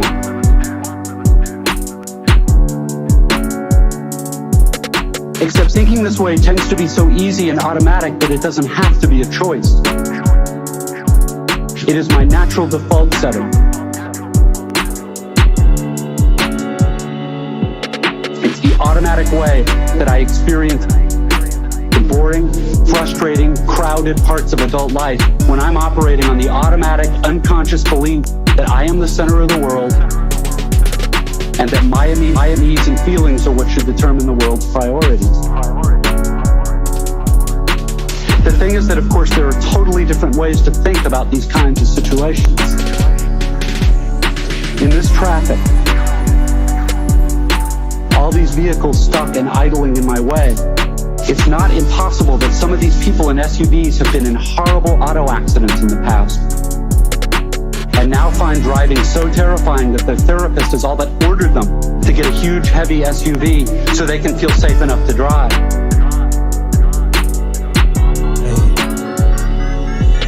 Or that the Hummer that just cut me off is maybe being driven by a father whose little child is hurt or sick in the seat next to him, and he's trying to get this kid to the hospital. And he's in a way bigger, more legitimate hurry than I am. It is actually to him in his way. Or I can choose to force myself to consider the likelihood that everyone else in the supermarket's checkout line is just as bored and frustrated as I am. And that some of these people probably have much harder, more tedious or painful lives than I do.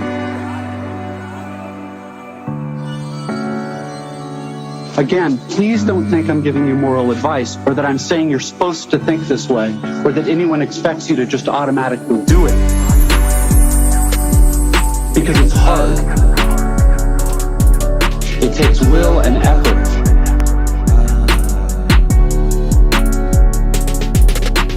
Do it. Because it's hard. It takes will and effort.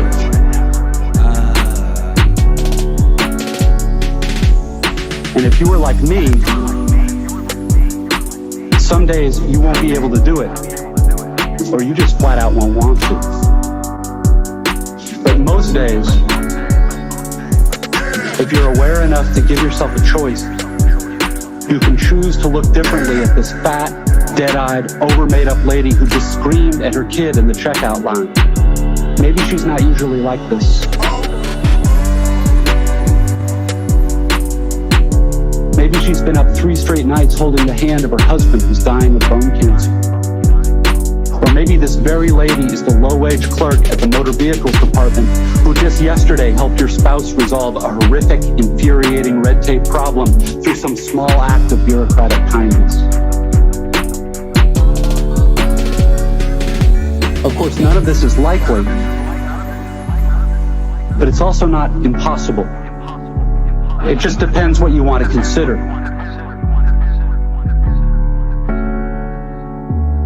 If you're automatically sure that you know what reality is and who and what is really important, if you want to operate on your default setting, then you, like me, probably won't consider possibilities that aren't annoying and miserable.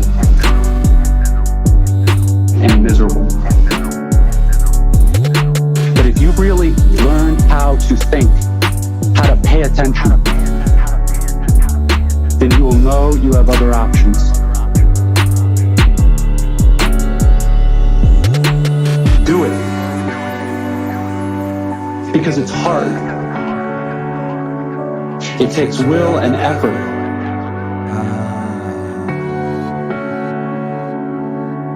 Do it. Because it's hard. It takes will and effort.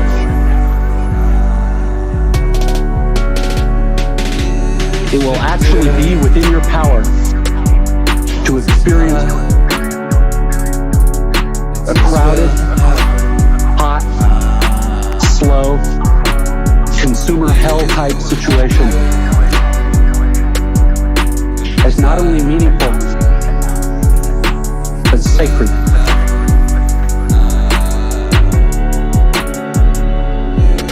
On fire with the same force that lit the stars.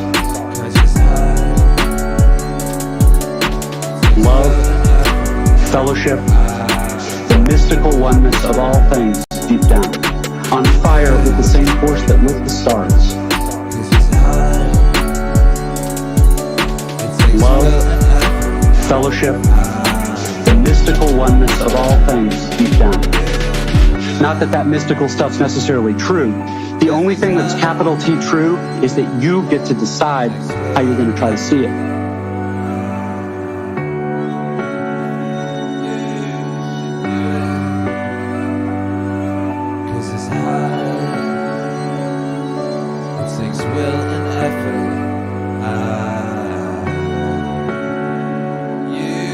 On fire with the same force that lit the stars.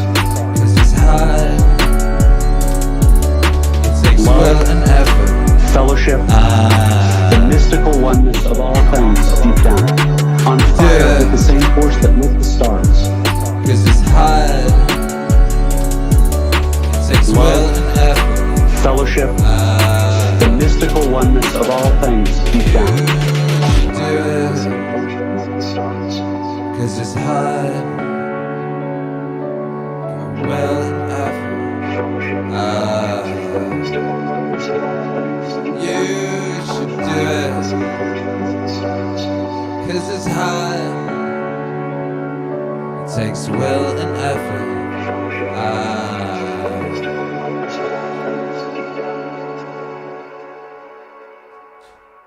Make some noise of will and effort, baby. Hey, hey, hey. What is divine deserves our respect because it is good. What is human deserves our affection because it is like us. What is divine deserves our respect because it is good. What is human deserves our affection because it is like us. Yeah. Nothing is more pathetic than people who run around in circles, delving into the things that lie beneath, and conducting investigation into the souls of the people around them, when all you have to do is pay attention to the power inside you and worship it sincerely. Keep it becoming muddled with turmoil, becoming aimless and dissatisfied with nature. Just worship it sincerely. Keep it becoming muddled with turmoil, becoming aimless and dissatisfied with nature. Divine and human. What is divine deserves our respect because it is good. What is human deserves our affection because it is like us. What is divine deserves our respect because it is good. What is human deserves our affection because it is like us.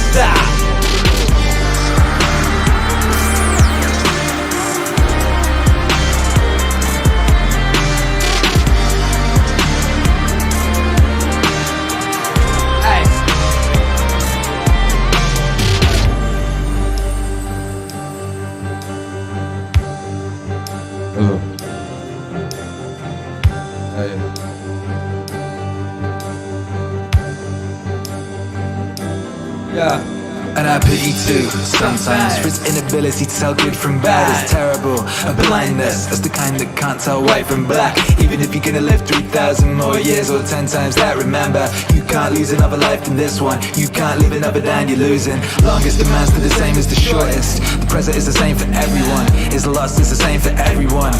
And it should be clear that a brief instant is all that is lost. Cause you can't lose either past or the future. How could you lose what you don't have? Remember two things. One, everything has always been the same. Everything has always been the same. Everything has always been the same. Everything has always been the same. And it keeps recurring. Hey, everything has always been the same. Everything has always been the same. Everything has always been the same. Everything has always been the same. And it keeps recurring. What is divine? It has no respect because it is good. What is human? It has no affection because it is like us. What is divine? It has no respect because it is good. What is human deserves our affection because it is like us. Yeah.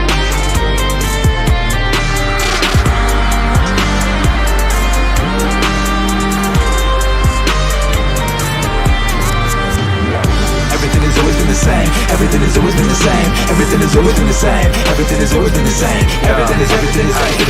The longest lived and those who will die soonest lose the same thing. The present is all they can give up. The present is all they can give up. Since that's all you have, and what you do not have, you cannot lose that. Aye. That's all you have, and what you do not have, you cannot lose. That's all you have, and what you do not have, you cannot lose.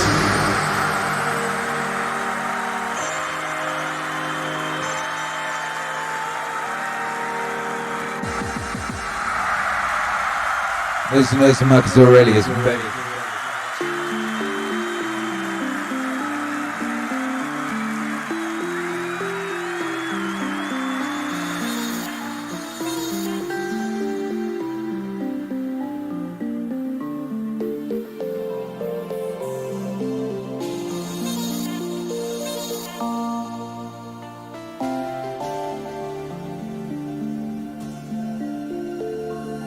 It isn't merely that your fate depends on whether or not you get your act together and to what degree you decide that you're going to live out your own genuine being. It isn't only your fate. It's the fate of everyone that you're networked with.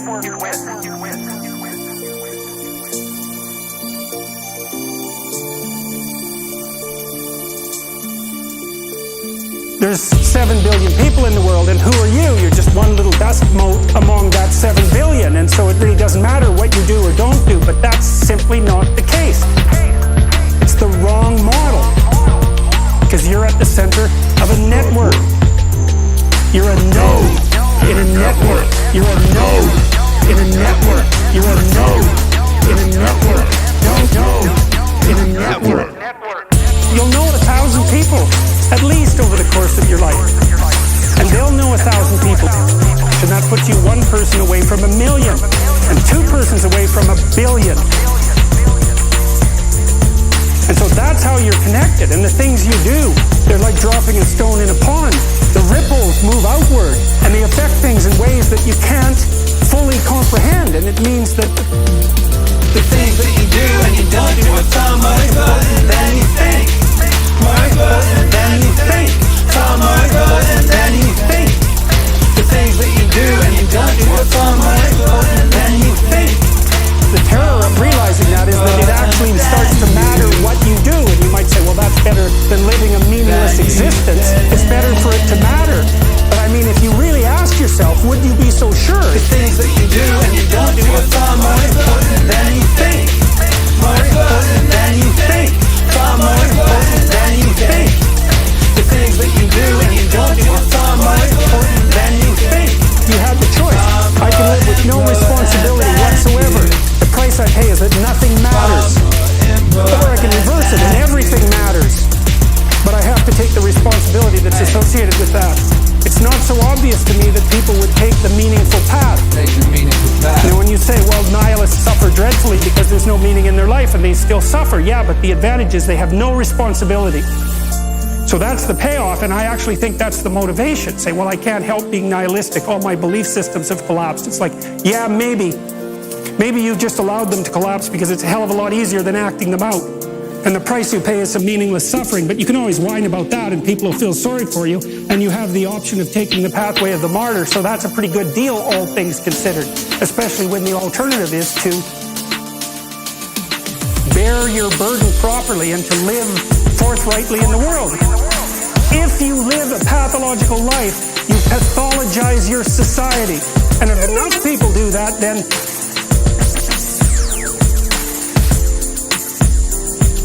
it's hell.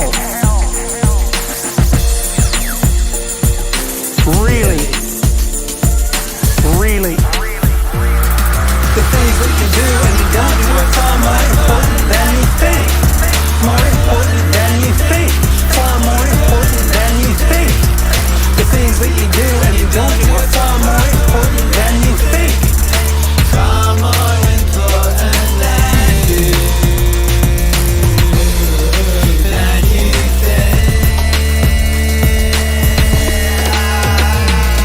The things that you do and you don't do are far more important than you think.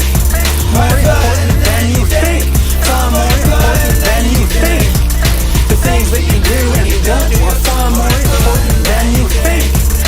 Far more important than you think.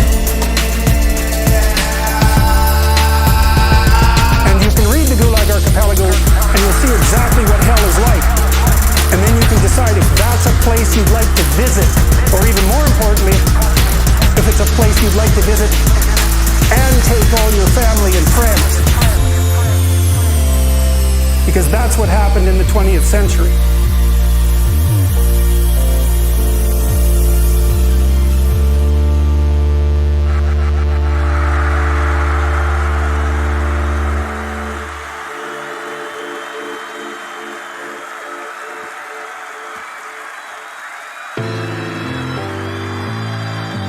Hey.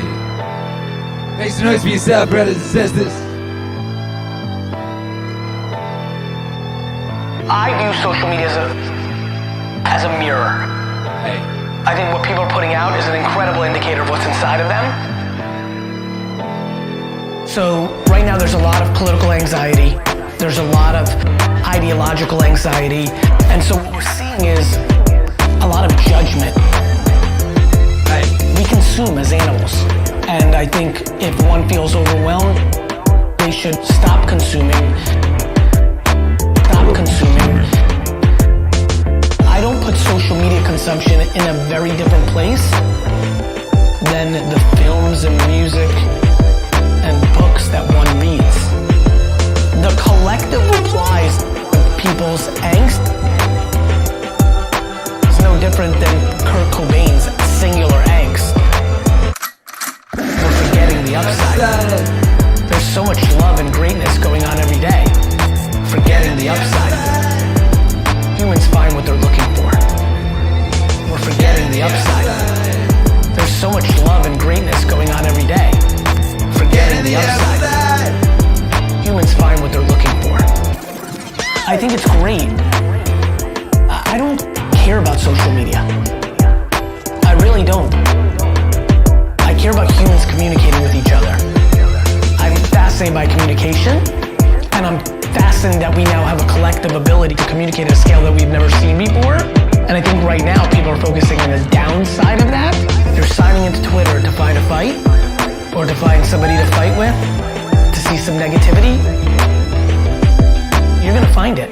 I think if you go to Twitter or Instagram to find happiness and positivity, it's there. It's there. At scale. And I think we're forgetting the upside. There's so much love and greatness going on every day. Forgetting the upside. Humans find what they're looking for. We're forgetting the upside. There's so much love and greatness going on every day. Forgetting the upside. Humans find what they're looking for.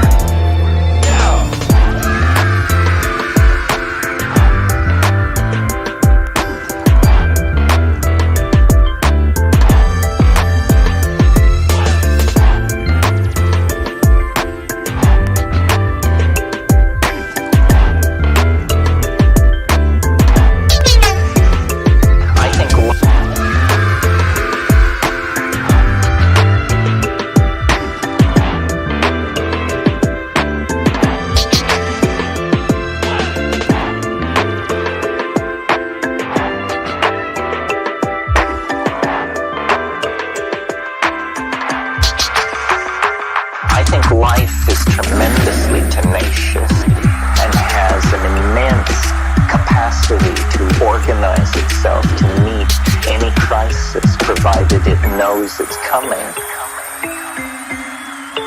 There are scars on this planet. Enormous scars. There's a scar 1.5 billion years old on the Canadian shield that is twice the size of the lunar crater Copernicus. Now, what is going on? What is going on? What is going on? What is going on? Now, what is going on? What is going on? What is going on? What is going on? This thing that came down 50,000 years ago out near Flagstaff, Arizona, that was a tiny object. It was something like 30 meters across. It was moving 9 times the speed of a rifle bullet. It was 6 miles into the earth in the first second of impact.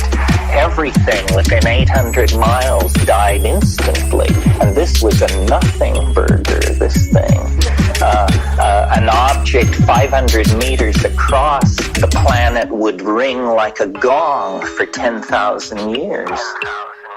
The thing which killed the dinosaurs, they now believe they have the impact point. At the time of the impact, the entire area was a shallow ocean. But what I find eerie about the location of this impact point is 65 million years afterwards, on this exact spot, a civilization will arise, obsessed with the end of time. A civilization will arise, obsessed with the end of time, and determined to give a date to it. It's within 110 miles of Chichen Itza. It's near Zebel Chaltun. It's right in the heart of classic Maya country.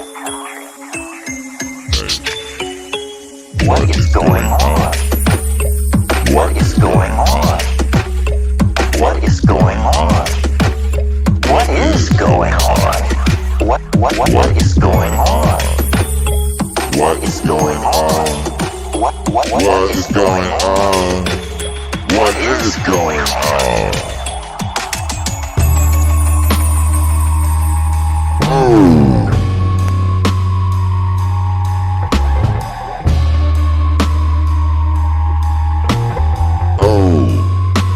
What happens is that the old fascination disappears.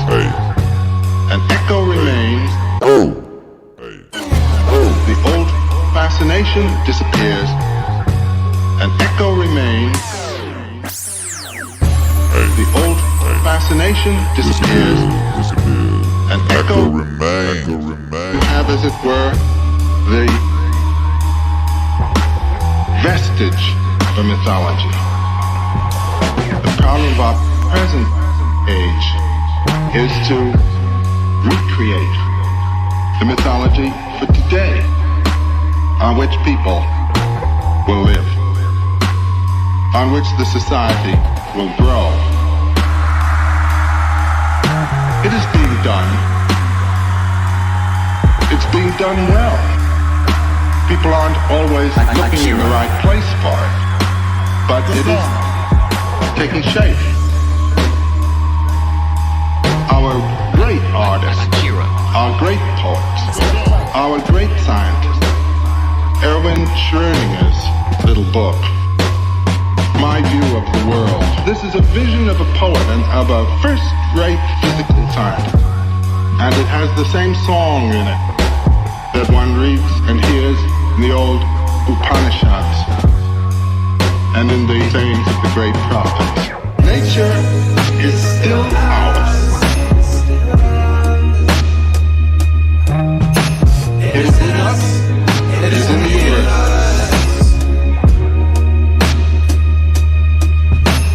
Nature is still ours. It's still ours. It is in us. It is in the universe. Secondary to that is the social situation. Now in our society, the social problem is turned over largely to the police and to Congress. Purely practical However, the creatures that constitute the society, these are today the neighbor. They really are. The idea of a personal God living somehow, somewhere else, out there. There is no out there anymore. There's no more up there. It's awfully difficult to validate. But it seems to me if one's looking for the personality of God, it's right here in the multitudinous personalities of those around us. Nature is still ours. It's still ours. It is in us. It is in the universe. Yeah. Oh. Nature is still ours. It's still ours. It is in us. It is in the universe.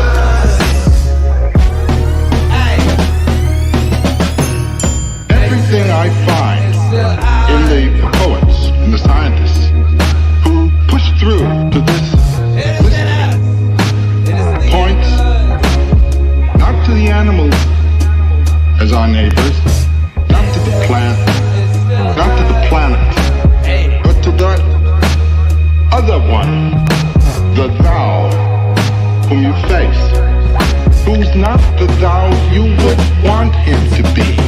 He's other. And it's that recognition of otherness that is absolutely basic and necessary. Now this doesn't mean that you have to give up your otherness in recognition of him. There may darn well be collision, but it's got to be collision with reverence and respect.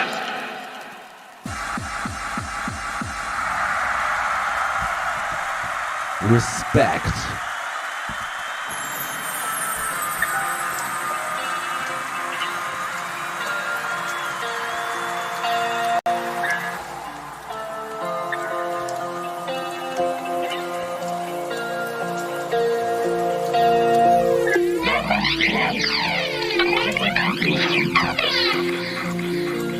He was a young man riding a bus through North Carolina on the way to somewhere, and it began to snow.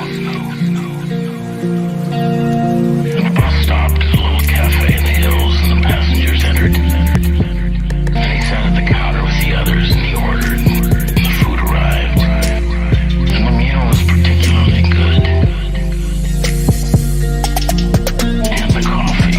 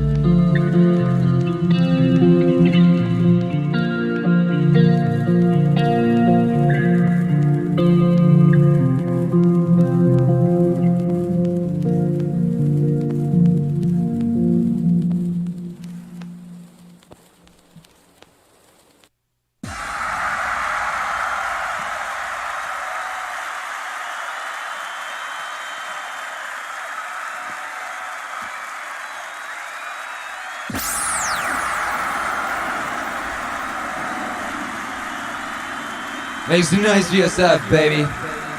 We just went all the way into the abyss. And we went so far into it that we came back right to where we started. And that's what you find, baby, when you look deep into that abyss. You find your reflection, baby. Hey!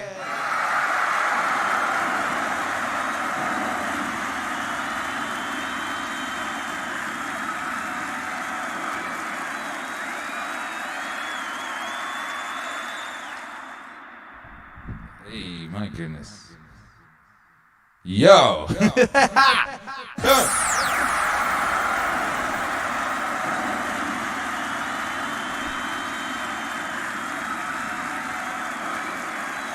That's crazy. I need to, befriend Tom Waits so I can clear that and get those 2 Tom Waits tracks on Spotify. So I can just sequence this as an album, because that's just an album. That's sick. Shaz has a Diverting Tales, who sequenced that set. You know, he's very good at that. He's very good at that. He's doing a great job at doing that. You know. So shouts out to him, and shouts out to everyone involved in that record. Shouts out to Tom Waits. I want to just do loads of Tom Waits songs. I would love to produce it. Do you know what people often say? Oh, Akira, would you think of some artists you'd like to work with? Musicians. I can't think of any fucking musicians I want to work with. I don't know. I can't. I mean, what would I do? But Tom Waits, you know what I mean? Imagine getting Tom Waits in a room and just being like, getting to read shit. Tom would just getting him to tell stories and read shit. Think of all the things you could get Tom Waits to read. That little wave thing, that was Tom Waits reading 2 Charles Bukowski poems, which is all I managed to find of him reading poetry, you know. Maybe there's more. If anyone can find any and send it to me, I'll just do more with it. But I would love to just have Tom Waits just read all of the Bukowski short stories that I really love, you know, and then make music to them, you know. So that's on my bucket list, you know. That's on my list of things that I want to do. I want to DJ in space. You know, I want to DJ in space. I want my own radio station in Grand Theft Auto. You know, and I want to make an album with Tom Waits. Just putting that out there. Just putting it out there, you know, into the interface. Shouts out to everyone locked in. How you're feeling? LZ says, is there an album download included with the What's Way vinyl campaign? Yeah, there is. And you should have had that by now. Charlotte sent all those out. If you didn't get it, check your spam. Check your spam folder. And then there was a few people who'd ordered from the Indiegogo, but like the emails bounced. I'll put a notice up on that about that on the Indiegogo page. So if anyone's missing their download, just send us a message on Indiegogo or email wecare@meaningwave.com and Charlotte will hook you up. It's a link to like a Bandcamp thing, so you can download any kind of quality you want. You know, you can get it as a FLAC or a AIF or a WAV or anything like that, you know. Yeah, baby. Shouts out to all you guys. You know, it's a funny thing. It's like, I was like, what kind of set should I do tonight? And this morning on the morning stream, I did a turbo celebration, ultra joyful set, you know. I played Celebrate Good Times, come on. Like an epic remix of that. And I basically played like a really cool set. It was really fun to do. I made it up as I went along, and it was kind of illustrating the feelings of the latter stage of the campaign. You know, and I could do that on Switch, but I can't do that on here because like I just don't know when I'm going to get yeeted. You know what I mean? What I'm basically learning about streaming on YouTube is you just got to be as little opportunities for them to fuck you over as possible, basically, you know? As little as possible. So that's what we're doing, I guess, going forward is like, here will be, you know, as legal as I can be, you know what I mean? And then on Twitch, we can go crazy. You know, I've yet to have any problems there. Touch wood, you know, we'll see how we do. We'll see how we do. But what was, it was actually ended up being really fitting because, like, one, every time there's a new album, it's sick because it means there's more tracks for the ammunition for telling the biggest story, which is what we do with these sorts of things, you know? And I just felt this set was very appropriate for right now. hopefully it's helpful for right now. I think I'm going to put it out as an album compilation and make it a free download on Bandcamp. So I'm going to put all these tracks as a compilation album and make it a free download on Bandcamp. I think they all work really well together. I know lots of people won't necessarily have heard all the songs and things like that, And yeah, I'm just trying to be helpful, but trying to be useful, trying to be useful out in the world. So I think we're going to do that. Yeah. Shouts out to everyone locked in. What up, Arthur McGonnell? This epic inner space jam. Link up. Give thanks one and all. Shouts out to you, baby. Shouts out Dana1804. Says I'll listen to the Twitch streams, but I won't sign. And I lost it. Whatever that was. Michael in Seattle says good call. Thank you. Morgan Flucky says story of Zen. Defcon 25 Blades. What up, baby? What up, Martin Potter? Says, can we please have Archaic Revival to finish off tonight's set? You could have a little back-to-back, I guess, of the song I'm about to play. And that could totally work, What up? Got to shout out everyone who's been supporting. We got a new member of the channel.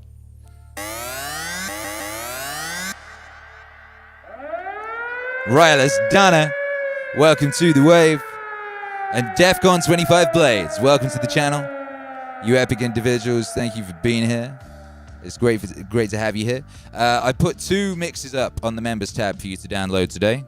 2 mixes for you to download today, and you'll be able to download the new Elon record later on or tomorrow.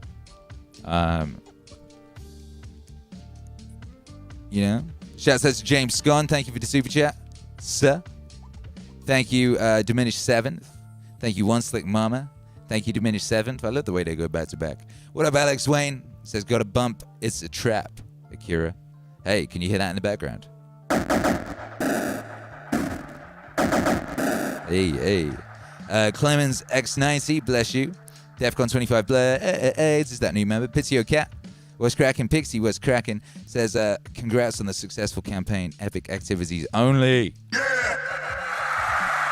That was a good little intention I put out into the world, I've been saying that all year.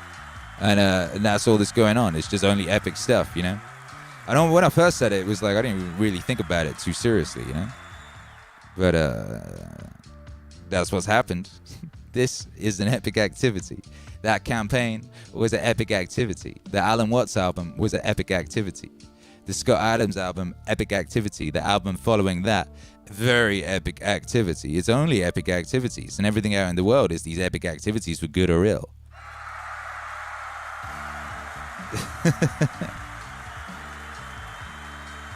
Shit.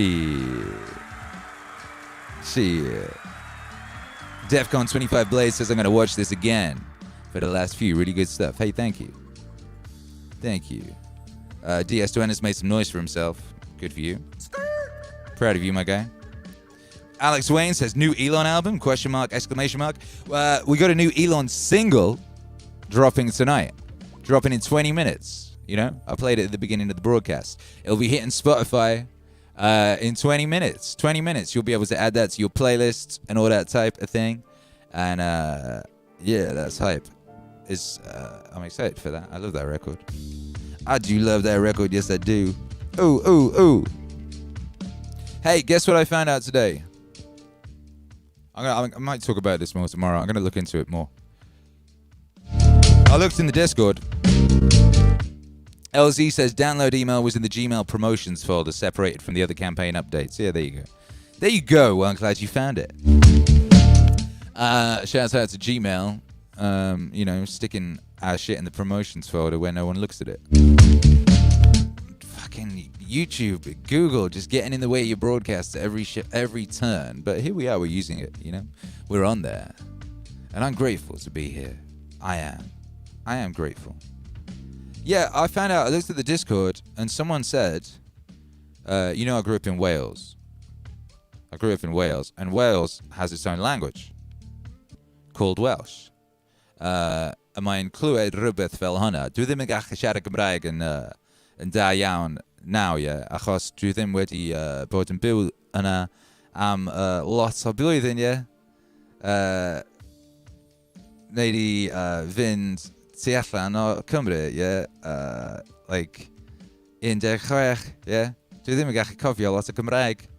Basically, that was me talking Welsh kind of badly and saying I don't really remember all that much of it because I left there, you know, when I was 16 and I haven't used it ever since. The only time I used it was sometimes I'd go to Wales to play a gig and I'd end up at an after party at Griff Rhys from the Super Furry Animals house, you know, and he only speaks Welsh in his house. So he's got one of them houses, it's like, in my house, it's only you speak Welsh, yeah? So you go in there, even talking about it now, my accent starts getting more Welsh. You know, actually, and when I'm drunk as well, I get Welsher and Brummie. But guess what? I couldn't fucking believe this, and I couldn't believe no one's pointed it out before, and I couldn't believe I didn't realize. In Welsh, instead of the, you say So you'd say Akira Don. Akira Don, rather than Akira the Don. But Don is a word in Welsh. And guess what the word translates to? Guess. Can you guess? Don in Welsh is wave.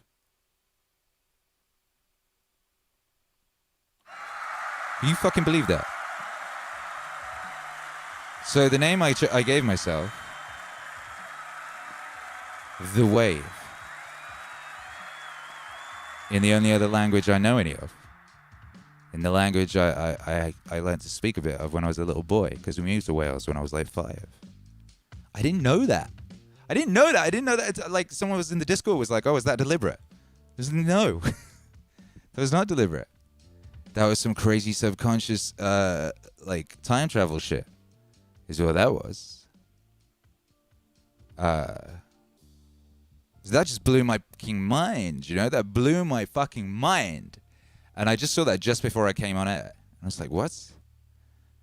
Like, so yeah, I haven't even processed that yet. I'm going to have to go, like, meditate on that a bit. Because that's just, like, that's so extra.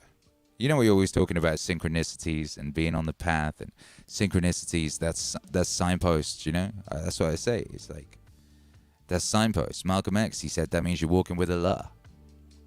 Grant Morrison said they're the first, noticing them synchronicities. That's the first step towards becoming a magician, you know, a chaos magician. I use them to know I'm on the right path. What could be a synchronicity that says you're on the right path? Then my name is literally The Wave in Welsh. Shit's fucking crazy. Matt Diamond in the chat says Welsh Wizard. Hey, what's up? Yeah, it would appear so, huh? It would appear so. It's fucking mind-blowing. Just absolutely mind-blowing. Roberto Sanchez says Akira went on a journey on the wave to discover the wave at home. Yeah, exactly. Realize X says Akira the wave, yeah. DS Duena says young Adam Alphabet, a.k.a. Donovan. Yeah, going on and on again. About that stuff they done again. Pissing off my mum again. WMIV says nice synchronicity. Yo. Blackrock Beacon says you knew, but you didn't know you knew. I didn't. I had no idea. Isn't that crazy? Joshua Tran says synchronicities. Roberto Sanchez says Wave Nation! Wave Nation! Yo, linguistic subliminal says DS Drenis. Yeah, words connect. Words connect. MG the Future's always saying words connect. And they fucking do. A-Boss says that's pretty slick. DS Drenis says, what? Already chosen for you. Luke says, no way. Data 84 says, oh my god. Data 84 says, give Herc some Welsh homework. Yeah. Red King says, I'm grateful you're here too, brother. Bless the streams. Bless the streams. The streams are blessed. You know this is a blessed stream. It's a blessed stream. That was a blessed campaign. That was a blessed campaign. We hit every goal we set. You know, we did everything we set out to do. You know, it's a blessed stream. It's a blessed campaign. It's a blessed life. It's a blessed name I gave myself that predicted my future. That shit's going to blow my mind forever, even though it shouldn't. I should be used to this shit by now, but I'm not. Weirdly. I mean, I am and I'm not. I don't know, man. I mean, that one's just too crazy. That one's too crazy. People are always like, why'd you call yourself the Don? You know, what's the Don mean? What's all that? Why the Don? And when I told the story about that happened, I pulled it out the air in the middle of a freestyle rap. I was deep in the zone, and it just was given to me, and I just announced that that's who I was, because I was just really good. I was getting really good. Like, I was just in the zone. I was in this zone of freestyling, and I gave myself that name, and that was the name. You know, so shouts out to the Wave God for that one. And this is for who asked for this?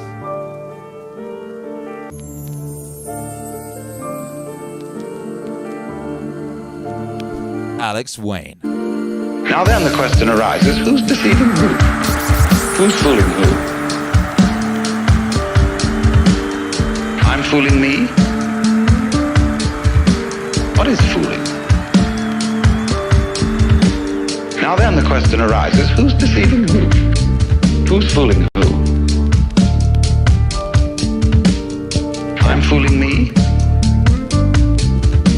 What is fooling? Fooling is playing like you're there when you're not. You know, getting somebody else to answer your name in the roll call.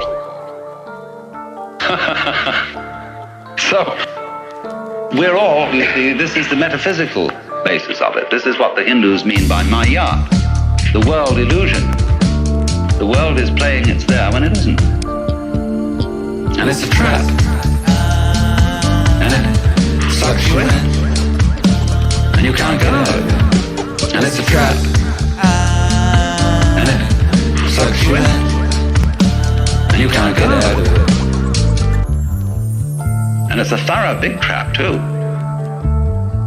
But always, when you get an idea like this or a feeling like this, follow it to its extreme.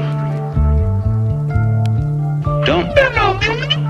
If you find you're selfish, go to the extreme of what selfishness means.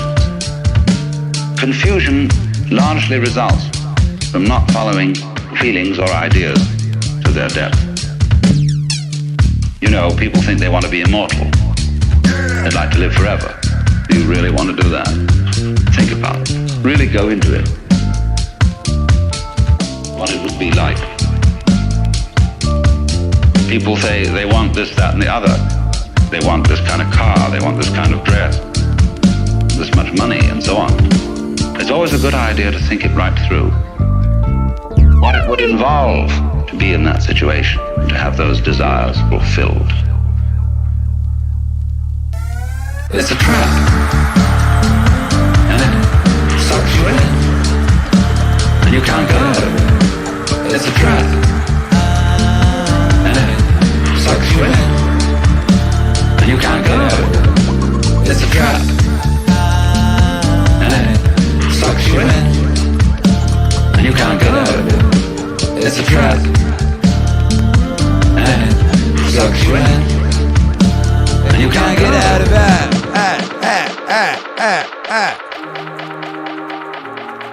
You know, sometimes you just gotta go back. You know, you gotta get back and get what you need so you can go forward, baby. And, you know, we doing that a lot. The way I think of the psychedelics is they are catalysts to the imagination. They were back 100,000 years ago.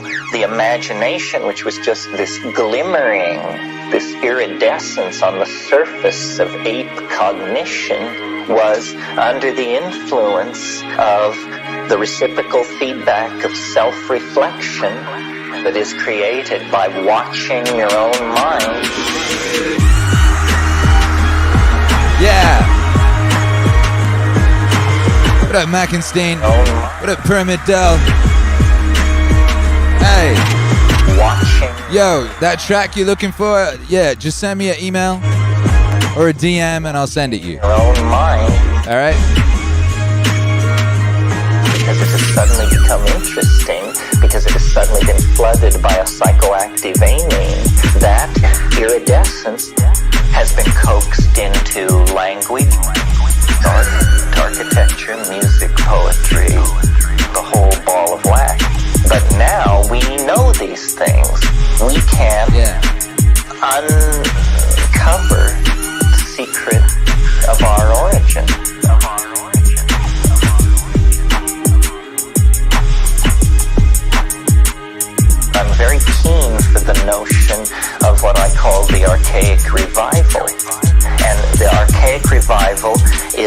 this overarching metaphor that is the way for us to go to save our necks at this point.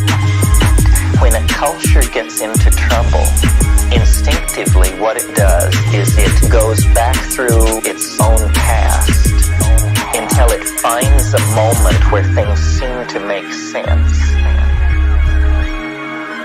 And then it brings that moment forward into the present. The archaic revival brings that moment forward into the present. The archaic revival brings that moment forward into the present. The archaic revival brings that moment forward into the present.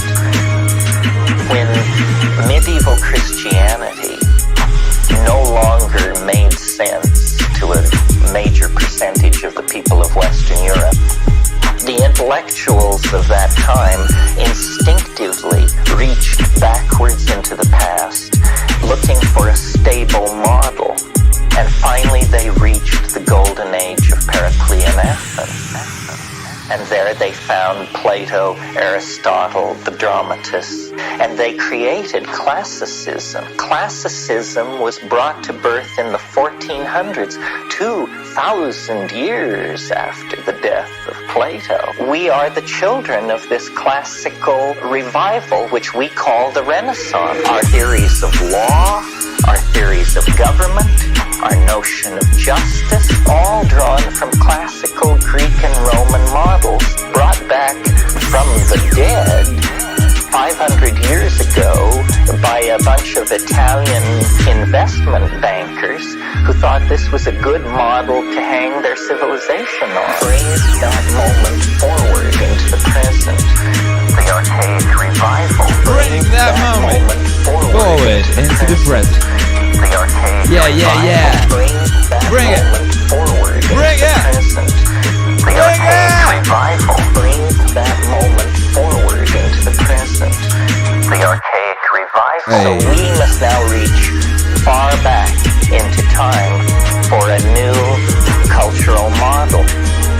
Our crisis is so great that we have to reach back to the high Paleolithic, to the moment immediately before the invention of agriculture and the creation of the dominator ego. Bap, bap, bap. That was Meaning Stream number 81, Victory Lap. We victorious, baby.